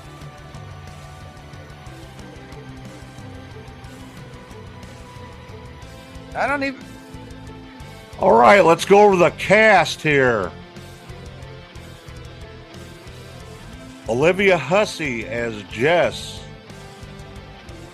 Keir Dullea as Peter. Margot Kidder as Barb. John Saxon as Lieutenant Fuller. John Saxon, he's been in a lot of good movies. Yes, he has. Marion Walden as Mrs. McHenry. She was sort of like the house mother. The den mother, or whatever you call those people. Andrea Martin as Phil. James Edmond as Mr. Harrison. Douglas McGrath as Sergeant Nash. Arthur Hindle as Chris. Lynn Griffin as Claire. Michael Rappaport as Patrick. Michael Rappaport, I know that name. Yeah, he's been in a lot of movies too. Leslie Les Carlson as Bill. Martha Gibson as Mrs. Quafey. I guess that's how you say it. John Rutter as the laughing detective. He shouldn't have been laughing. I guess that was his only scene. He was just laughing throughout the whole scene. David Clement as Cogan. Well, who played Billy is what I want to know. All right, we're getting to that. Hold on, baby bird. I'm going to feed you. Okay, feed it. Julian Reed as Officer Jennings. And Nick Mancuso as Billy and the phone voice. That was a good phone voice. Yes, it was. And Bob Clark, who was the director, as Billy's shadow. And the phone voice, uncredited. And Albert J. Dunk as Billy's point of view, uncredited. All right, Carl, you want to tell the plot of the movie? Yeah, basically it's Christmas break, and we're at a college, and it starts out where we see this weirdo climbing up a ladder. So he's up to no good, obviously. But it's in a sorority house, and the sorority sisters are making plans for the holiday, but they keep getting this strange phone call from somebody. So it starts to put them on edge. Then one of the girls disappears, so they contact the police, who's not really concerned. They kind of think it's more of a prank, just a joke. Then it gets a little more serious when they find a 13-year-old girl dead in the park. Yep. So that's sort of the plot. We got a guy making these phone calls to these sorority girls, and people start dying, dude. They start dying. Yes. Now, this is considered one of the first slasher films. What are your thoughts on that? I don't really see it as a slasher film. I don't either. I think of it more of like a psychological thriller more than anything. Agreed. There really wasn't much blood in the movie. No, there wasn't. There was a couple of good kill scenes, but other than that, it was pretty tame, mild compared. There's not very many overly bloody sequences in it. No, there wasn't. It's more of an unnerving tale that could be very real. It's very realistic. The camera work and the point of view shots were very well done as well, I thought. Yes. So good cinematography on it. For sure. Of course, Margot Kidder, who would later be, a pretty known actress. Of course, she was in Superman as Lois Lane. Yep. And John Saxton, who would be known for lots of horror movies, but of course he was in Nightmare on Elm Street. Yep. But I don't really see this as a slasher film, but that's what everybody wants to call it, the first slasher film. Yeah, they say it paved the way for like John Carpenter's Halloween and Friday the 13th and all, the genre, the slasher genre. But I really consider this, like I said, a psychological thriller because it was, it's really creepy for sure. It definitely has its creep factor. All right, you want to go over some trivia? Let's do trivia. All right, according to the director Bob Clark, the original script for the film featured murder scenes that were more graphic, but felt that it would be more effective if the murders were toned down a bit and kept subtle on screen, which I think it worked really well in this movie. All right, in 1986, Olivia Hussey met with producers for the film Roxanne, starring Steve Martin.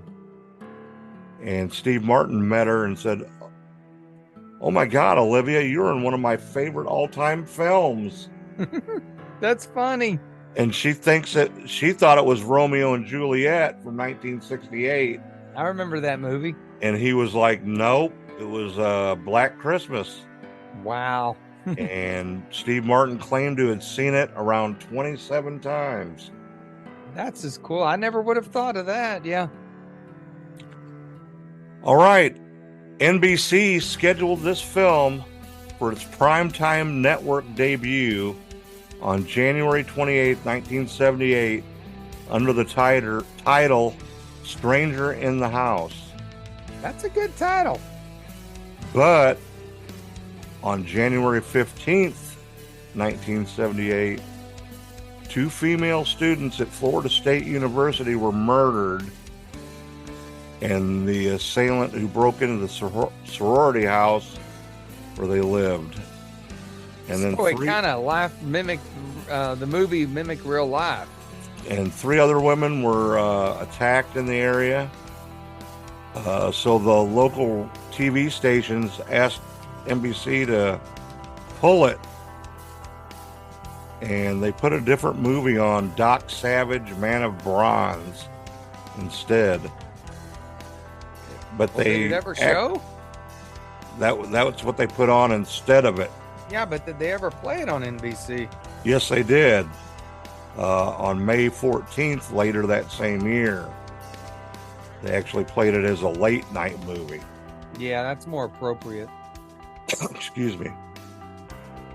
And it ended up being the perpetrator of them crimes at Florida State University. I know this part. Ted Bundy. Killer Ted Bundy. Ted Bundy. I remember that. So how creepy is that? Yeah, I know. Alrighty. The audio for the demented phone calls was edited into the film during post-production. While shooting the footage for the phone call scenes, the actresses were actually just reacting to threatening dialogue being spoken from director Bob Clark off camera. So he's just like talking to them, and they're reacting to it, which they did a pretty good job. If you actually watch them when they're on the phone. They do. They do a good job. Now, I do know the phone calls I thought were pretty vulgar. Yeah, they were. Especially for the 70s. They were, when I rewatched this, I was like, wow, this is a little much. So they're pretty vulgar phone calls. The film had only moderate box office success and negative local criticism when originally released. However, the film went on to have a huge cult following.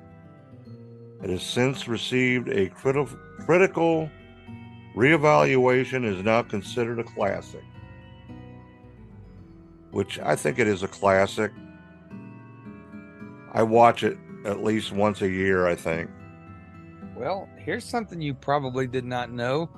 Did you know this was Elvis Presley's favorite horror movie? And he watched it every Christmas? Really? Yes, it was. Well, me and Elvis got something in common then, because I usually watch it every Christmas season, too. Well, that's a legend. Whether if it's true or not, we don't know. But Elvis died in 1977, so that would have just gave him 3 years to watch the movie. So it could be just a legend. All right. The snow seen outside of the sorority house was actually fake, because there had been surprisingly little snowfall during the filming. A foam material that was provided by the local fire department was used for snow on the lawn, and according to cinematographer Albert J. Dunk, the substance actually caused the grass on the lawn to grow greener than ever the following spring. That's funny. Wow. The film was shot in 40 days. Did you know that? What's that? They shot the film in 40 days. 40 days. Yeah. So pretty quick shoot. The original title of the film script was called Stop Me. It was director Bob Clark who came up with the title Black Christmas, saying that he liked the irony of something dark occurring during such a festive holiday.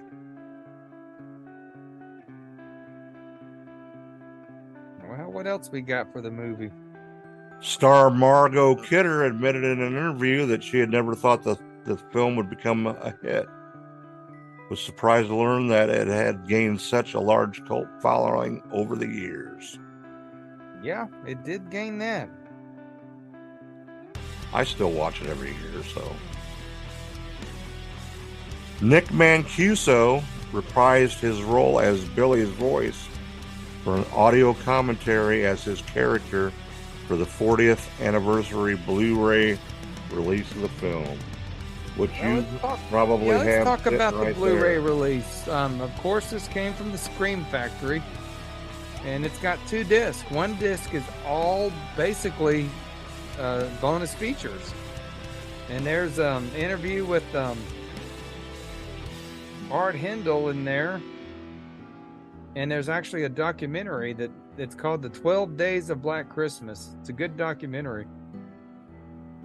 And there's interviews with others, but the audio commentary is also there with Bob Clark and John Saxton.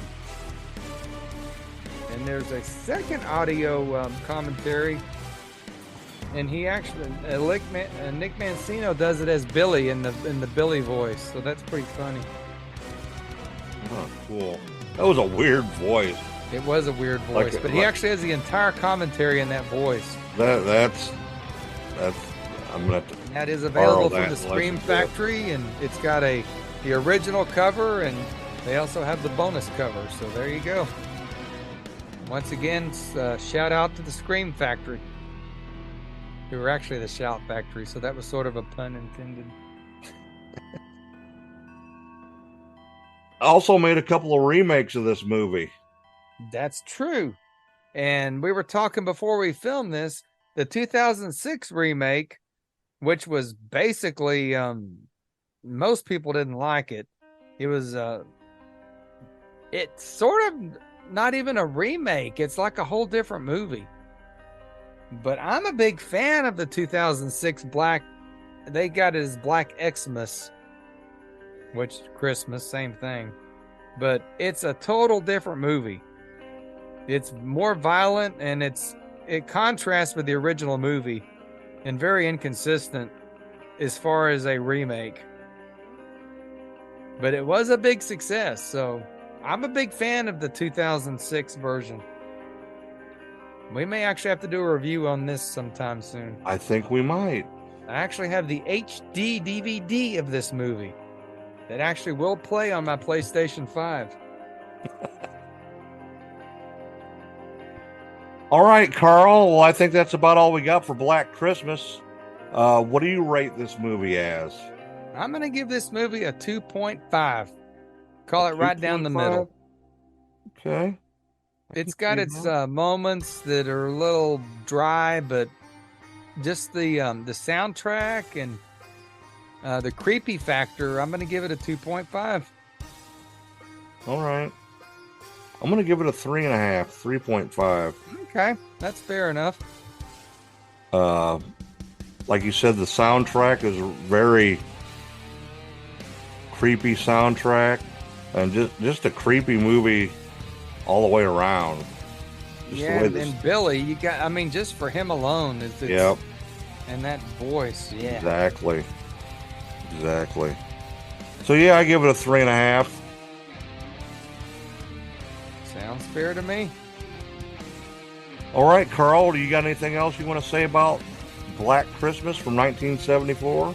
That's all I've got. All right. Thank everybody, Jimbo and Kyle, for letting us do this. For sure. And we wanted to wish everybody a Merry Christmas.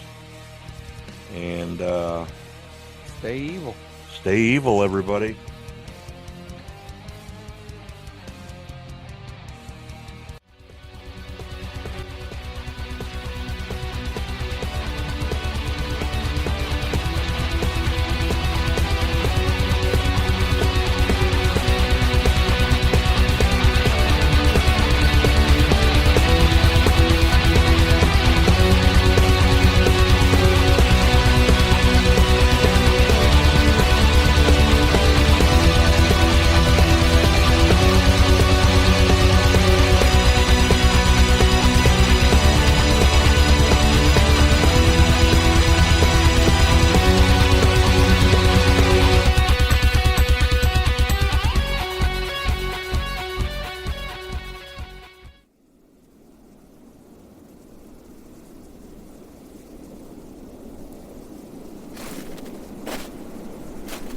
What the hot fudge did I just listen to? First, it was Kinda Murdery. Then the evil never dies. What's next? Or do I even want to know? As you can probably tell, I'm walking. I've decided I just didn't want to ride on the back of a beast after all. But we're just about there. I can see the lights, and not too soon. I'm freezing. Ho, ho, ho, ho.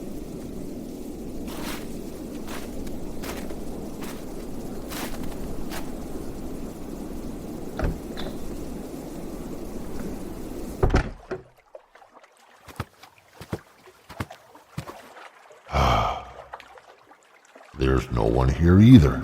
I don't get it.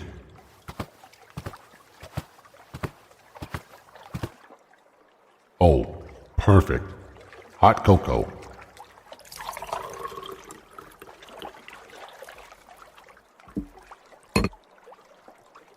Now that hits the spot.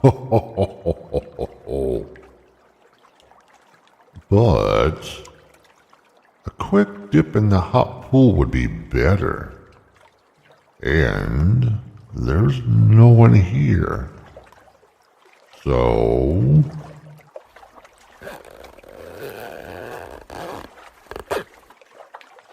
you're going to have to excuse me. Here, listen to the next podcast. Looks like 80s E. Is that a podcast or one of them DJ Drizzle peeps? I don't know. Either way, enjoy.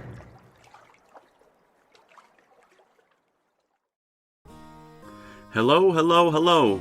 It's 80s E here on behalf of the Tragedy of Cinema podcast.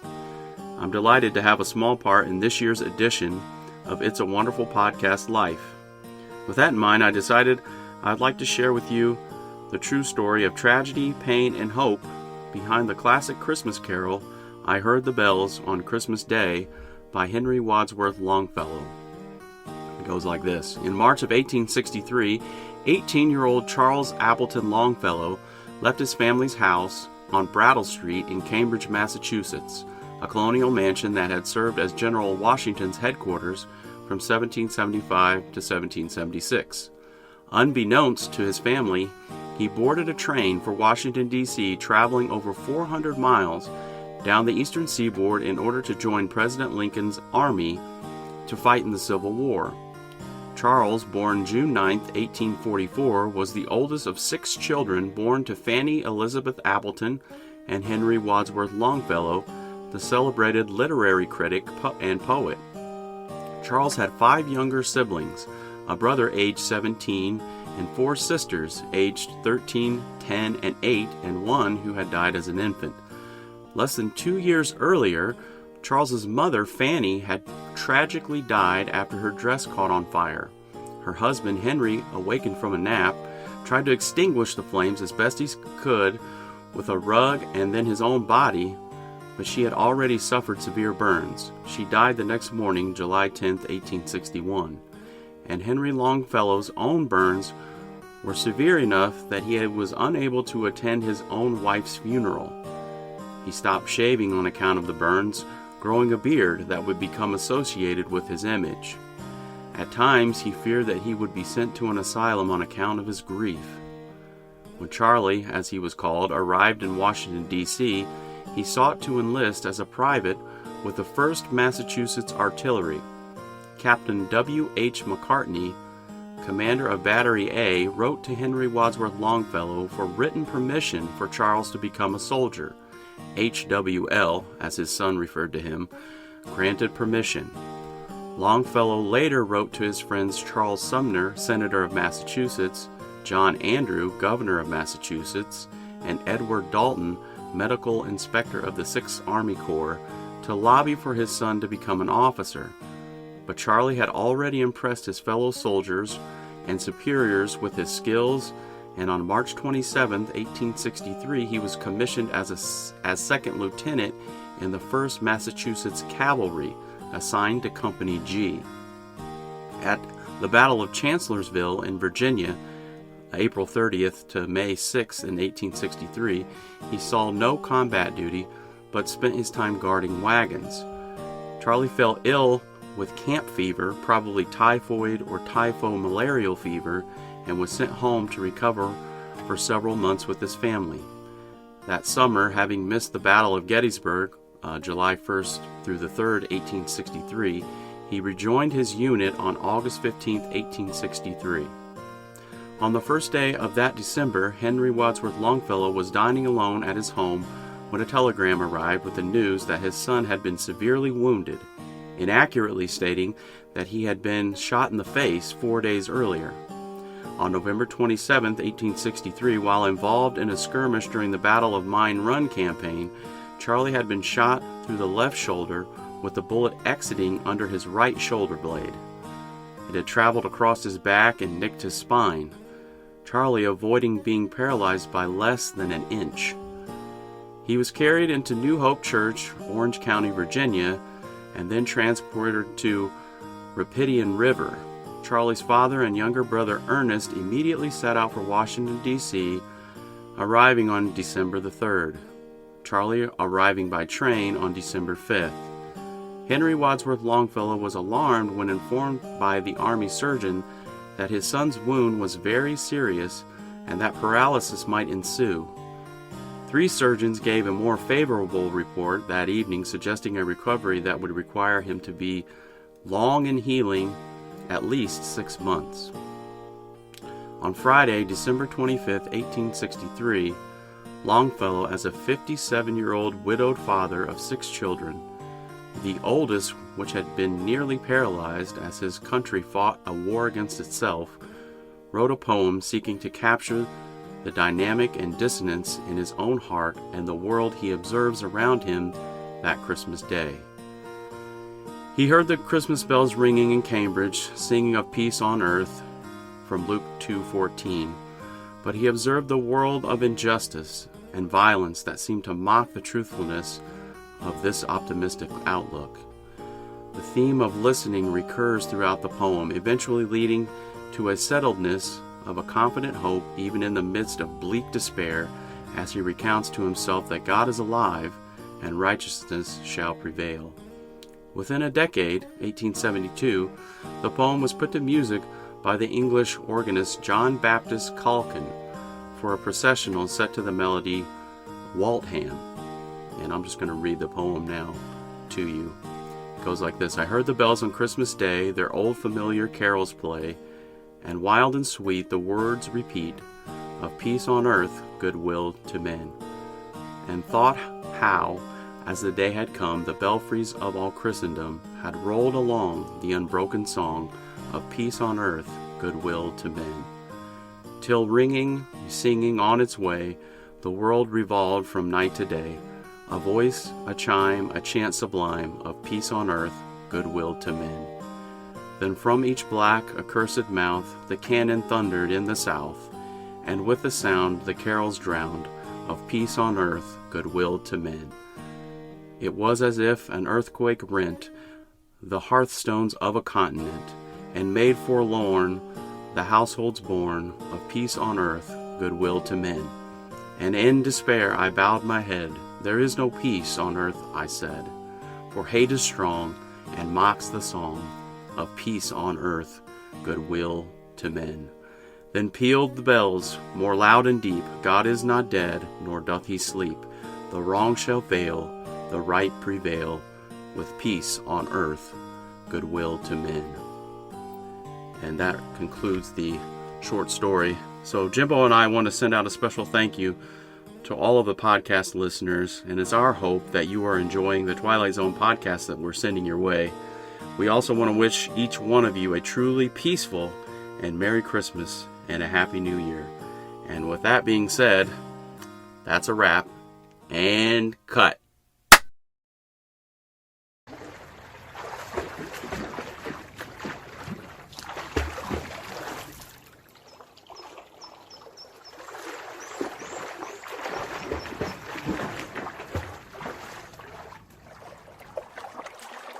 Oh, back already? Well, in case you're wondering, I haven't found the missing elves yet, and I suppose being in here isn't going to help. You caught me. I'm guilty. How about you listen to another show while I get dressed? In the meantime, I have an idea. While you're listening, send me your thoughts on what you think they might be. No, seriously. Just think about it, and your thoughts will come to me. How do you think I know what everybody wants for Christmas? I'll get to thinking. I need some help. Here, I'll help you out. Here's a longer show to listen to. It should give you a little more time to think about it. Let's see, who's next? Oh, you are in for a treat. It's one of my favorite bald persons and his wife. Now there's a colorful young lady. I like her. She is always on the nice list. Her husband, on the other hand, well, let's just get to the show, shall we?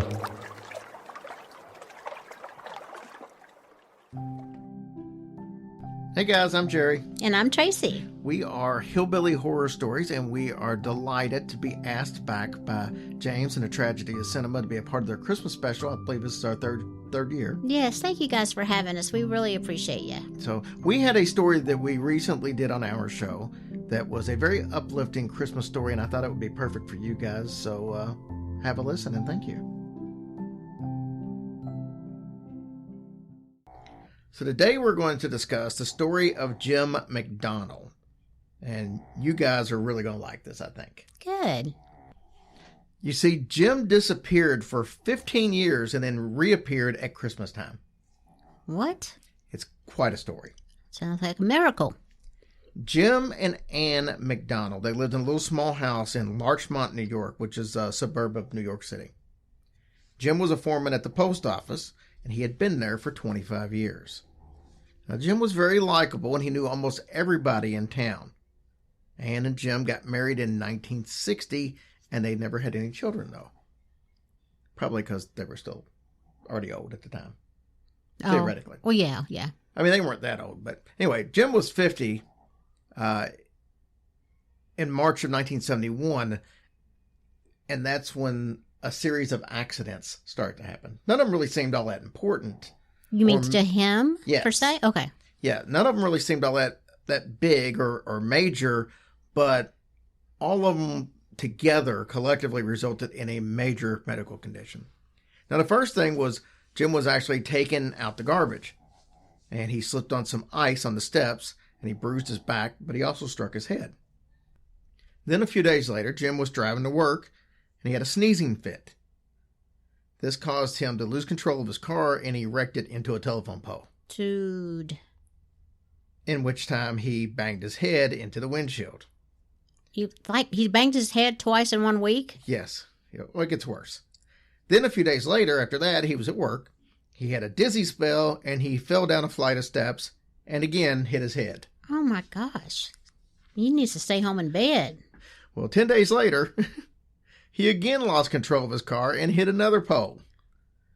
This time, he was found unconscious. He was hospitalized for 3 days with a concussion. Mm-hmm. On March 29th, Jim borrowed a friend's station wagon and drove to Kennedy Airport to pick up Ann's brother and his family. First of all, who loaned him a car? And first of all, After why? He's wrecked it twice. That's what I'm saying. Why is he even allowed to be driving at this point? 1971. Things were different. So he picks the family up, and then he drives back to Ann's sister's house. He drops them off. Then he returns the car where he picked it up at to his friend that loaned it to him at 10 p.m. He was unaware, and this is going to be an important key that you wouldn't think initially, but he was unaware that his wallet with his ID had somehow slipped out of his pocket and was in the floorboard of that station wagon. So the car owner offered to drive Jim home, but Jim said that he had a headache and he wanted to walk home since it was only about a 15-minute walk, and he felt that this would actually help his headache. Mm-hmm. I'm sure he's got a headache. Well, at 11:15, Ann called the car's owner, and he had no idea that Jim wasn't home yet. I mean, he'd been gone like an hour and 15 minutes for a 15-minute walk. Well, at 2 a.m., Ann calls the police, and she reported Jim missing. After 24 hours, the police had put out an all-points bulletin, and they started reaching out to friends and relatives to see if they had heard from him. They even checked unidentified bodies in the morgue to see if Jim's body was there. Nothing. Detective George Mulcahy was actually assigned to the investigation, and he also knew Jim. They went to church together. He was pretty sure the disappearance had nothing to do with wrongdoing, and that there had to be something probably medical, involved in this. Mm-hmm. For Mulcahy, the only explanation was amnesia. I don't know how you get to that quick, but with all the medical things that had happened to him and the hits to the head, that's what he was thinking. Now, amnesia can be caused by stroke, Alzheimer's, alcoholism, severe physical trauma, or blows to the head, which obviously Jim had a bunch of over the 2-week period. So as weeks passed, Ann did not give up hope, but she did realize that she had to earn a living somehow, because without him, his income was gone. All right. And he was the only income provider at the time. So she started babysitting, and she worked at a supermarket. She also worked at a hospital cafeteria. And she would work at the hospitals on holidays because she said it was easier if she kept busy. Busy, yeah. But she kept her faith. She kept all of Jim's clothes covered in the closet so they wouldn't accumulate dust, and she even kept his razor and shaving cream in the bathroom cabinet. So what happened to Jim? Good question. Well, during his walk home, Jim did black out. He lost all memory of his name and where he lived. Now, what happened next is kind of speculation because Jim doesn't really remember exactly what happened. But They assume that he made his way to Grand Central Terminal, and he either got on a train or a bus going south. The next thing Jim knew, that he was in Philadelphia, a city he had never been to before. Wow. He kept seeing real estate agent signs for a James Peters, and he decided that that would be a cool name, so he decided that was his name. He was now James Peters.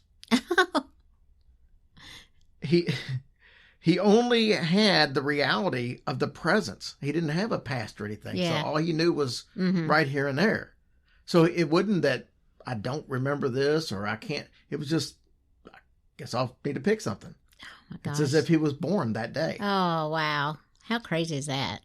He went and got a new Social Security card because back then you didn't need an ID or a birth certificate to get a Social Security card. So he just got a new Social Security card and just started over. Then he got IDs and everything after that. Oh, so like there was more than two James Pecker. Pecker. I'm sorry, James Peters. Oh yeah, I mean I'm sure. Yeah. Just like everybody, there's several names. But he went and got one with a whole new Social Security number. Mm-hmm. I don't know how they just give you a new Social Security. Yeah, how do they do that? Or I don't know. Maybe he had that guy's Social Security number for all I know. I don't know. But anyway, he had to have a job too, right? So he took a job in a cafeteria at a health club. Then he worked at a cancer research institute cleaning out animal cages. Mm-hmm. He then also got a night shift job at a P&P luncheonette, is what they called it, where he became pretty well known for his omelets as well as his courtesy and good humor. Apparently he can make a hell of an omelet. Well, all right. After a year, he felt established enough at P&P where he quit his job at the Cancer Research Center. And Jim made some new friends, and he joined an American Legion post, a Knights of Columbus, and he became an active member of the St. Hugh Roman Catholic Church. He never talked about his past, obviously, and his friends never pried. One friend said, we just assumed that he must be from New York because of his accent. And Jim replied, I guess so. They didn't know. I mean, what were they like? What do you mean you guess so? You don't know where you're from? Or they probably never questioned him, They you don't never think? questioned it. So Jim loved kids, and at Christmas time, he would play Santa at orphanages. He would Aw. even grow a long white beard just to fit the part. That's very sweet. His friend Cheryl Sloan said that they wondered about his past, but they figured he either had to be an ex-priest or a criminal. Mm-hmm. Because why else would you not have a past? Yeah. So then you got Bernadine Goloskowski. Now, she actually started to work at P&P shortly after Jim had started. Her mother had recently passed, and Jim apparently had no family, so they sort of kind of adopted each other. Jim became a kind of a father figure to Bernadine and her husband, Pete, and their 4 children. The children absolutely loved him. In 1985, just a little bit about a month before Christmas, Bernadine noticed that Jim had grown unusually quiet and subdued. Something seemed to be on his mind. So on Thanksgiving, they invited Jim over. He was sitting with his adopted family watching television when he saw a mail carrier making a delivery in the rain on TV. And Pete said, man, that's one job I sure wouldn't want. Oh my gosh. And Jim said, I think I used to be a postman. Oh, so it's coming back to him. Yeah, and Pete was like, really, where? Jim said, I don't know. Pete said, New York? Jim said, I'm not sure, but I think I remember my parents a little bit. So Jim would usually spend all the holidays at this house because he didn't have any family, and now they've, like I said, kind of adopted him. But on Christmas Eve, he never arrived at the house. Now, normally, he would go and make his rounds to all of his other friends that he worked with and stuff, and then he would show up at the holidays there last. But obviously, after years of doing this, he just didn't show up Christmas Eve. But there was a good reason for it. See, on December 22nd, Jim had fallen and hit his head. What is his problem? The next day at work, he seemed kind of distracted, and late that afternoon, he fell again and struck his head. The next day... Dude, walk much? What is up? The next day was December 24th. And when he awoke, he was confused, but also excited. Because after 15 years, he knew exactly who he was. Wow. He was Jim, and he had a wife named Ann in Larchmont, New York.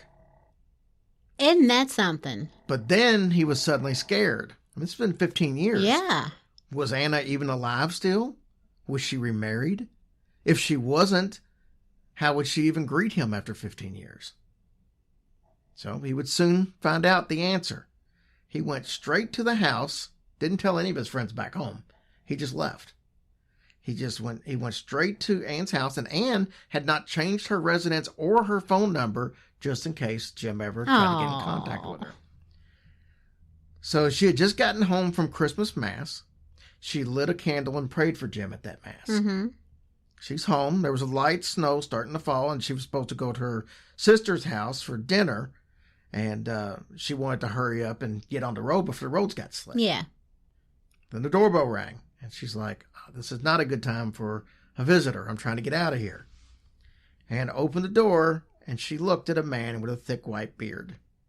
But she immediately recognized him. She couldn't speak. Jim looked at her and said, "Hello, Ann." Can you imagine at 15 years that's how you... No. What do you... I mean, I don't even know how you react. Jim, she gasped, "Is it true?" And she was breathing as if she had just been running. Mm-hmm. She was, just quick bursts of breath. And they barely even touched hands. They were too stunned to even fall into each other's arms. The embracement and the tears would come later. Anne led Jim to his favorite chair, which she kept all these years. And they began to talk and kind of started filling in the gaps. And eventually Jim got tired and he went to bed. The day after Christmas, Jim reported himself to police because he's now back after being missing for 15 years. And that night, a reporter called Bernadine to tell her that Jim was okay. And a week after the return, Jim had a physical, including a CAT scan, and Jim was listed as in complete normal health. And Jim and Ann then resumed their lives together as a married couple. Jim said that each day we are together, it makes the time we were absent seem shorter. That is a bizarre story. And if I was his wife, I'd be like, if you fall and hit your head again, don't even bother coming home. Well, that's so cool. I love that story. So, anyways. Gosh, I can't even imagine the look on her face, or his even, for that fact. And I'm sure they're both passed away by now. Oh. Because that was 1985, and Jim was 65 at that point. Yeah. So, I mean, I'm just assuming, that was 30-some years ago. They would both be in their 90s or something at that point. I don't know how old she was. But... Isn't that something? Anyways. Well, what a great ending to that story. I thought that was a fun little uplifting Christmas story. and that she hadn't married or anything, or, so he didn't have that to come back to. Oh, she literally kept the faith for 15 years that he was coming back. Bless her heart. So I love that story. It's wonderful. All right, guys. Thank you so much. We appreciate you listening to us. Thanks. Love you guys.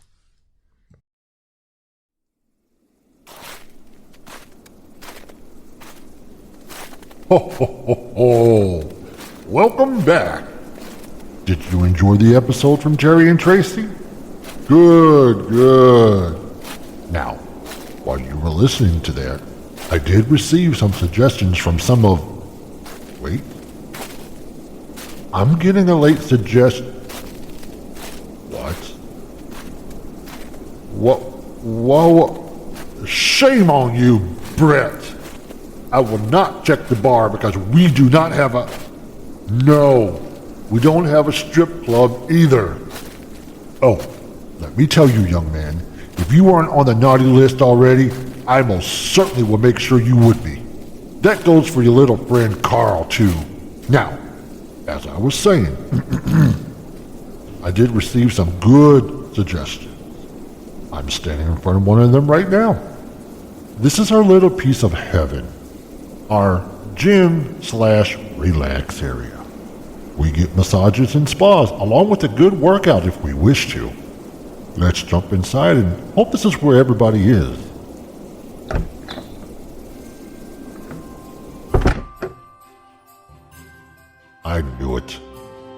empty. When I find those little elves, I'm going to... Wait. What was that? It sounds like it's coming from over there. Oh! I see someone.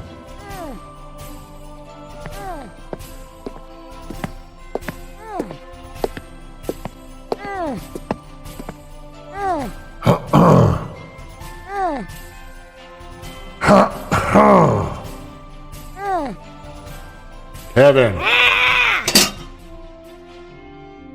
I said don't disturb me while I... Santa? Talk. About what? How about that weather, huh? That global warming is really kicking this year, huh? Where are they? Who? You know who. Where are they? The reindeer? In their stalls, I'm sure. Here, I'll go check. Stop. Now turn around. I'm only going to ask you this one more time before I make this very hard on you. Where are they? Have you checked the cocoa bar? I hear...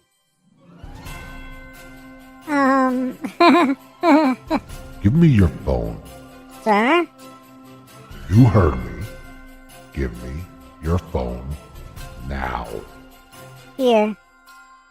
What are you going to do?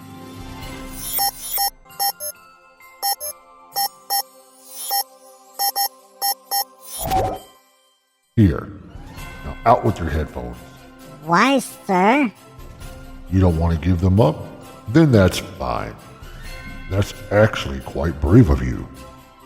I think that deserves a reward, don't you? No? Sure it does. Now, put them on. No, really, sir, I'm good. I do what I do. No rewards needed. Oh, I insist, Kevin.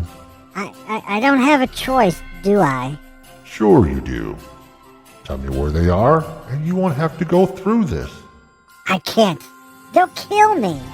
Then you leave me no other choice. But I'll be nice.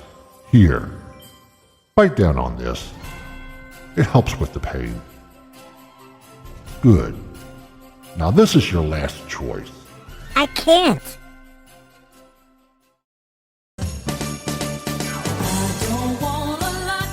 No! Make it stop! Tell me where they are. The pain! Make her stop! Santa, please! Only you can make this stop. Okay, I'll tell you. Just turn it off! That should be against the law for inhumane treatment. Actually, I think it is in 4 states. Now spill it, Kevin. Fine. They're in the... Wait. Before you tell me, let me start the last podcast for the audience. Are you telling me there are people listening to all of this? Yes, right here, in this device. Can they hear me right now? Yes, they can. Listen to me and listen to me good. You're all being added to the naughty list.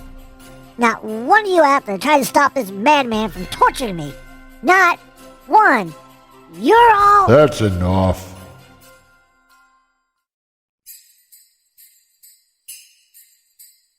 Merry Christmas. This is Tim from Triple H Media. Before we get into this year's Christmas audio drama, I would like to thank James for inviting us once again. It has truly been an honor to be part of this special every year. I have watched James and his co-hosts grow with each year, and it has been fun to watch the changes and their growth. And just like most podcasts, Triple H Media is going through some changes ourselves. Some very big changes. We have a new show coming out in late 2023 or early 2024. It's called Intercede, and I would love to give you all a quick sample of the show's formats. Let me give you a little background real quick. This is all in the first season when it's released, but in the meantime, Let me explain to you what's going on. So, this would sort of be like the Cliff Notes. The two characters are Earth-based angelic assistants. They just recently died and were returned to Earth to help take some of the workload off the angels. They are learning as they go and make plenty of mistakes along the way, some quite funny. If you listen to Hillbilly Horror House or Solo, the format should be familiar as well as some of the actors' voices. Intercede will be a faith-based audio drama, and I hope you enjoy a sneak listen. Merry Christmas, and God bless.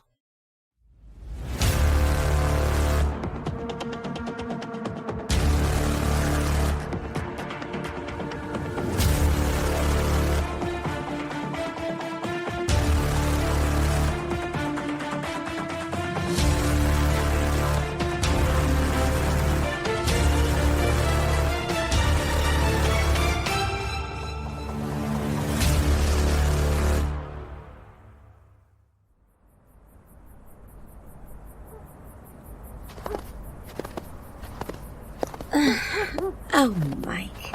I just love the smell and sights of fresh snow. I hate to tell you, but if the snow has a smell, I think there's a serious problem. You know what I mean. No, not really. How do you explain it? It's sort of, I don't know, clean, fresh. I'm not quite sure. It just smells different. Whatever. Don't do that. What? That. Whatever, Vanessa. I feel like you're writing me off. I'm doing no such thing. It's just, sometimes I have no clue what on earth you're talking about or even know how to process it. Whatever, Mike. You're a lost cause, you know that? Yep. You're stuck with me. Forever. And I would have it no other way. Ah. You really know how to kiss up, don't ya? I do try. Mike, stop. Why? What is it? Up there. On the bridge. She's crying. What is she doing on the bridge railing? That's not very safe. I think she's gonna jump.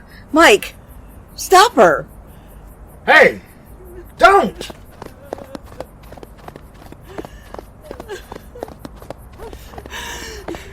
Stop. Stop. I'm stopping. Just please. Come down from there. Stop. Don't come any closer. All right. I'm stopping. Look. Stop. Just please. Come down from there. You're going to get hurt if you slip. Or jump. What was that? Look, I don't know what you're going through, but nothing is worth jumping off this bridge. Don't do that. What? Pretend like everything is going to be okay. You're right. Not everything is okay. Or you wouldn't be on the ledge, would you? Oh, aren't you an observant one, lady? What's your name? Doesn't matter. Of course it matters. You matter.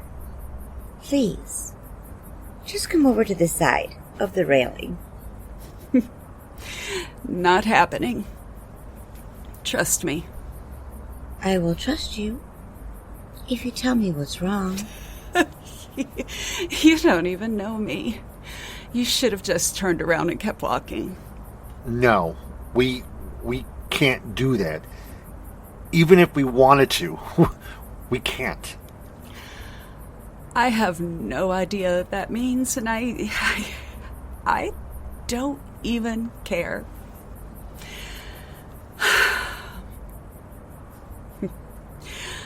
I'm tired of talking to you both.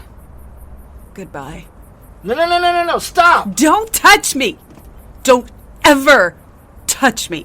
All right, I'm sorry. Just, please, don't jump! Why do you care? Because every life is a gift. And why? And why is life being taken away from you so quickly?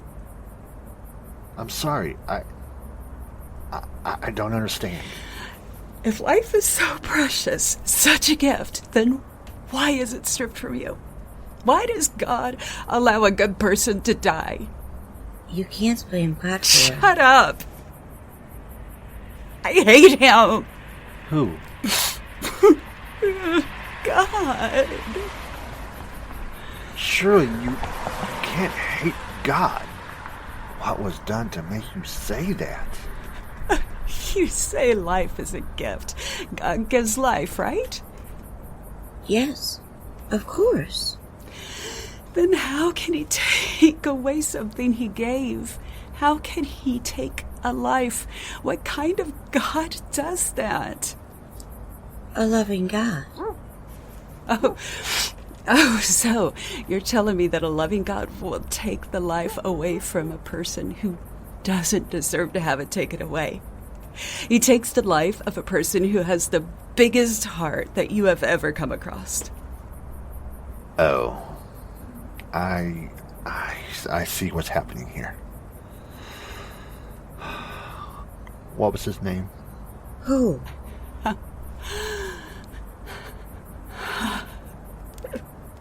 It doesn't matter. That's where you're wrong. It does matter. Oh, please don't play these games with me. I don't want to feel better. I want to hurt. I deserve the pain. What? No.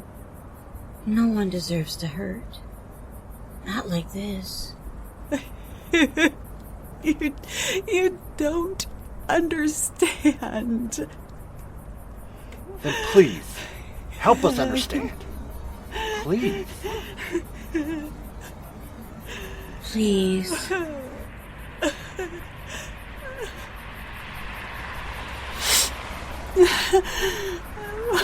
Why did he have to leave me? Who, darling? My husband. My husband. I miss him so much. Oh, honey, I promise.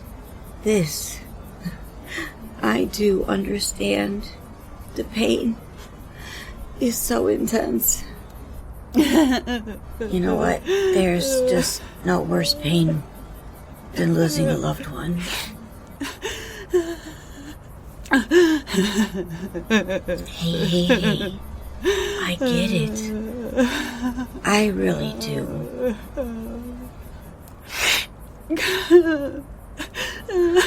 Don't look down. Look at me. Over here. What is his name? Josh. Josh.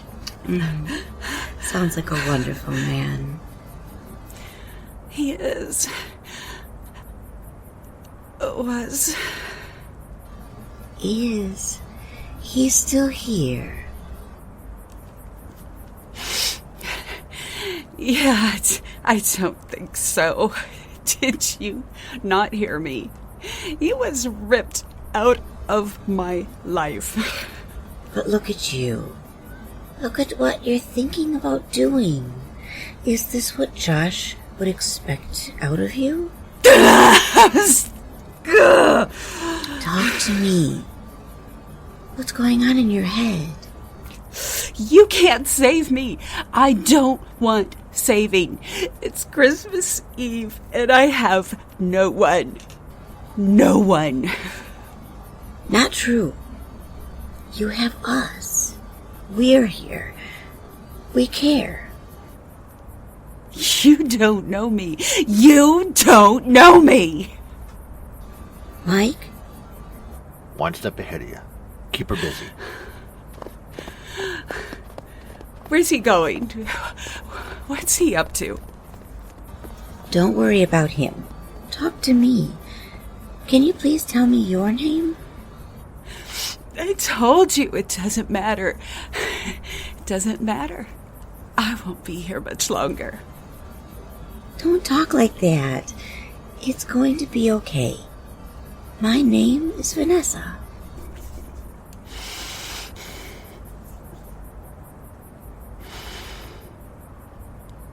Susan. Susan. That's a very pretty name. So, how did you and Josh meet? Ironically, at church. That's a great place to meet a good man. My mom introduced us. Mom always knows best, right? In my case, yeah.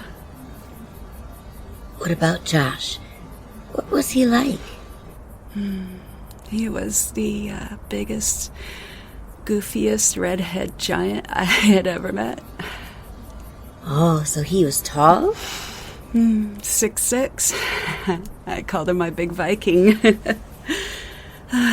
But trust me, tough he wasn't. But we liked him being tough. He made up for it with his big heart. That big, stupid, goofy heart. He sounds like a wonderful man. He was. Hey. Let's not start that back up, okay? You're doing great. You don't understand. What don't I understand? Tomorrow's Christmas. Andy won't be there.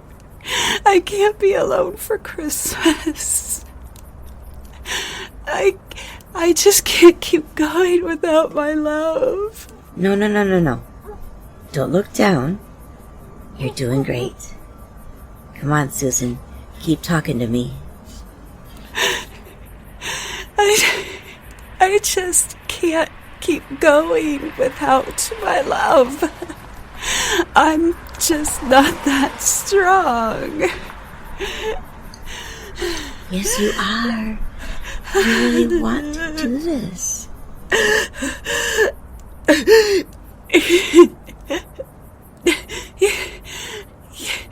You tried. Susan?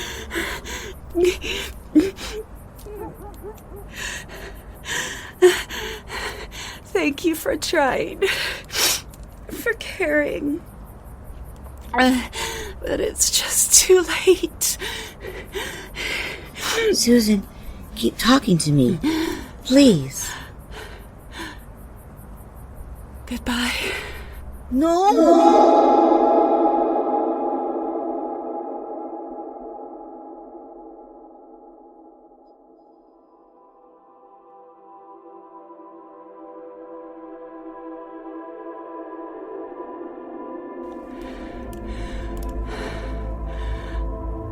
Oh.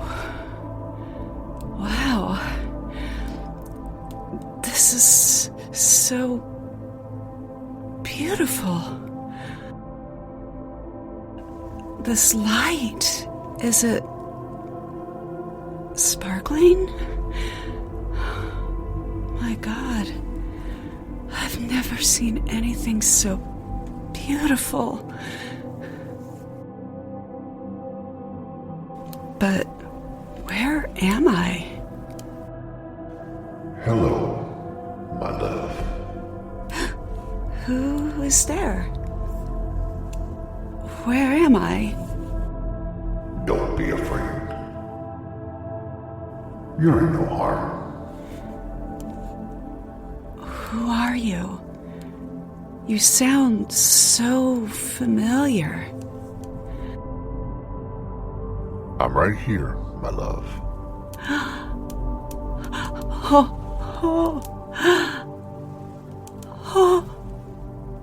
Oh my God. Josh? How? It's so good to see you, baby doll. Oh, I miss you so much. I know. I miss you too. Why did you leave me? Why? I didn't leave you. Yes, you did. You left me alone. What did I do to make you leave? You did nothing wrong. As a matter of fact, you did everything right. You showed me love when I gave up on it. You showed me the light when the darkness moved in. You never left my side, even when things were tough and it was easy to walk away. That's called love. Love doesn't give up, ever. Love never leaves just because it's tough. Then why did you? But I'm confused. You just said I never left you. This is true. You didn't leave me. But life got tough, didn't it? When you died. Yes. Then why did you leave God? You said yourself, love never leaves. Because he took you away. He took you away from me. How does a loving God give you the best gift you have ever received just to take it away? I'm sorry, that's not love, and if that is love, I don't want it. No, you don't mean that. That's where you're wrong. I do. No, you don't. That's the pain talking. That's the hate that's being put in you. God didn't take me away. He brought me home. This is where I belong. That's just not fair. I don't understand. And it's okay. You're not supposed to. It's all in his plans. Everything happens for a reason. His plans. My love, there's so much going on that you don't understand. So much has already happened that you don't even know about. Then please, tell me what those things are. I can't. I'm sorry. You trust me, right? Always. Then trust me now. Everything is okay. Can you at least tell me you're happy? I am very, very happy. I love you. I love you too, so much. You know, God loves you too. I know. And you know he would never hurt you. I know, but... But what?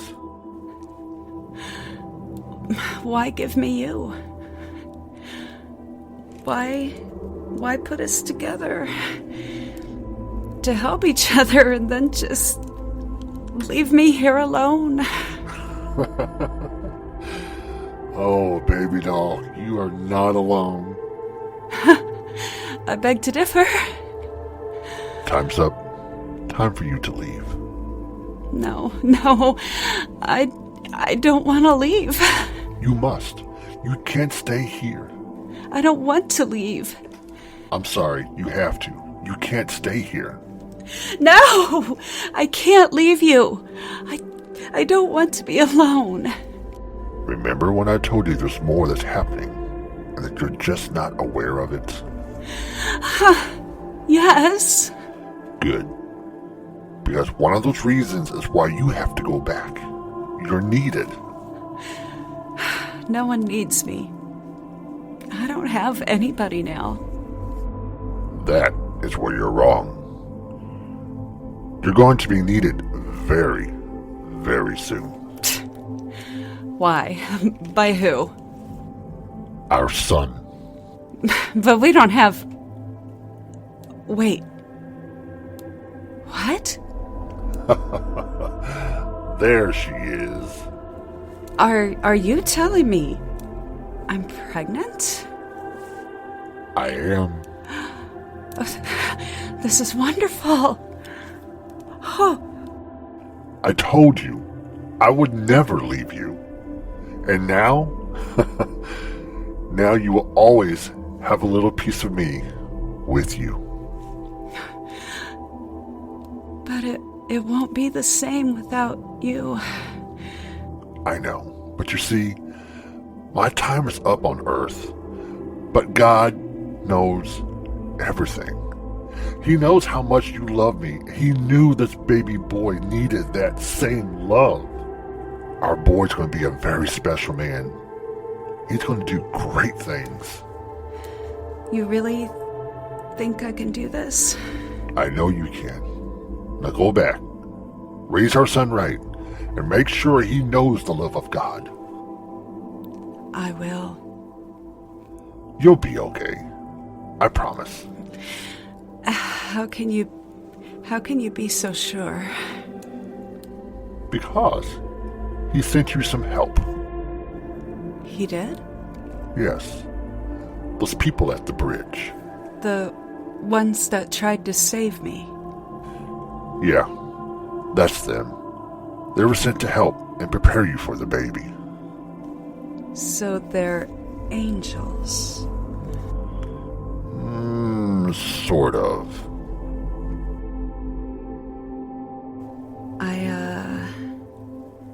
I think I'm ready to go back now. Good. Now, just close your eyes. I love you.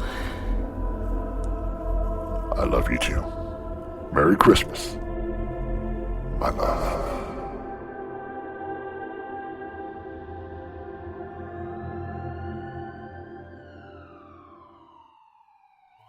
We have a pulse. Ma'am, we're taking you to the hospital. You're going to be okay. It will all be okay now.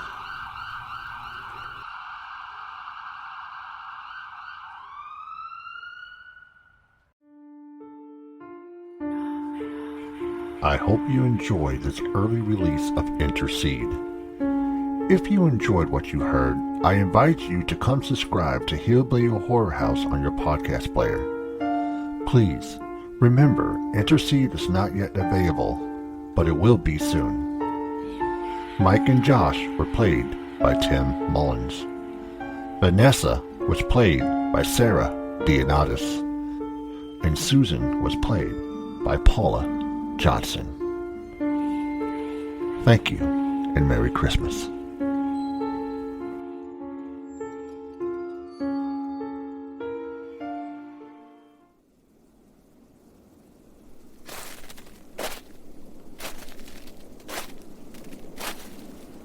Wow. That was... Wow. Well, while you were listening to the Triple H Media episode, Kevin told me where everyone was. We're standing right in front of that place right now. So, I think we should sneak in and see what the lazy, no-good gremlins are up to. What do you say?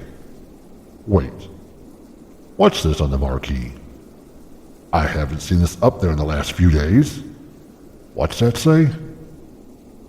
Tonight only. The greatest Christmas movie ever to grace our world.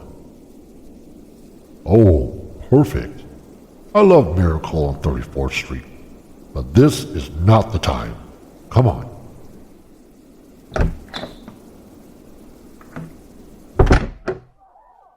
Huh. Sounds like they're over in that theater.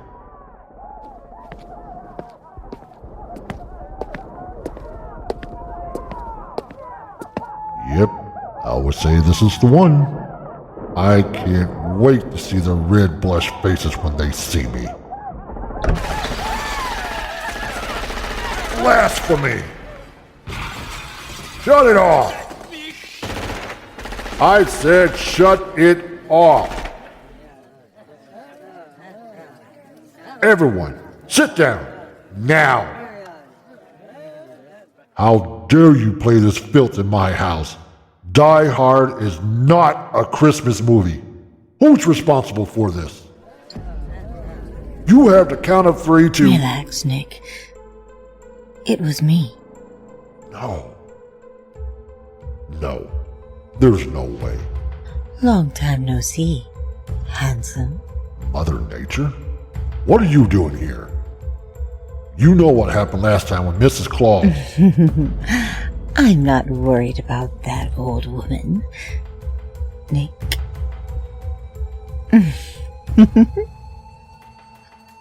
Now, how about you turn off that little recorder over there?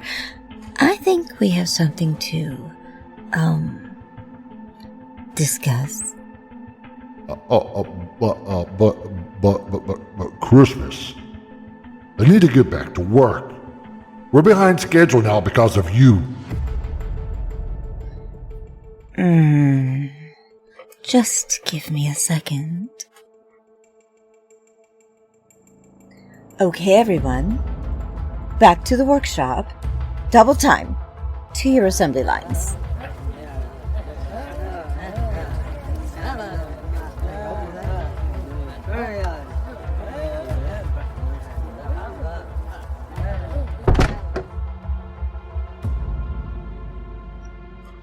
Will you look there? We are all alone now.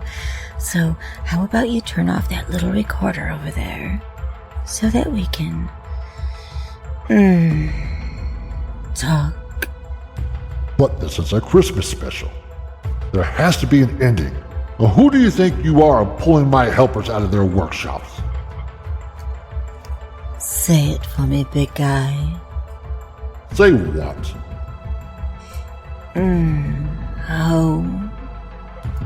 Ho. No. I don't know what you're up to, but this won't work on me. Then shut off the recorder and let's see. I can't do that.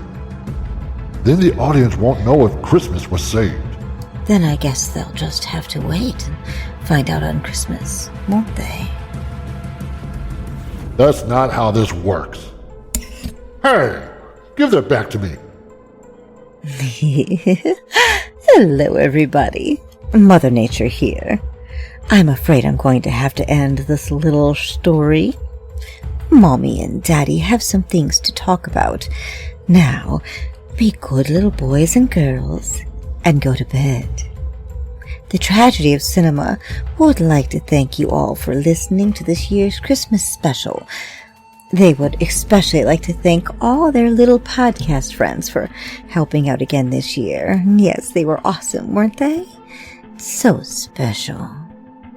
If you enjoyed any of the shows you heard tonight, like I have enjoyed the shows I heard tonight, please support these people, like and subscribe. Perhaps next Christmas, Santa can share what happens after I click this little button. No. That's the off button.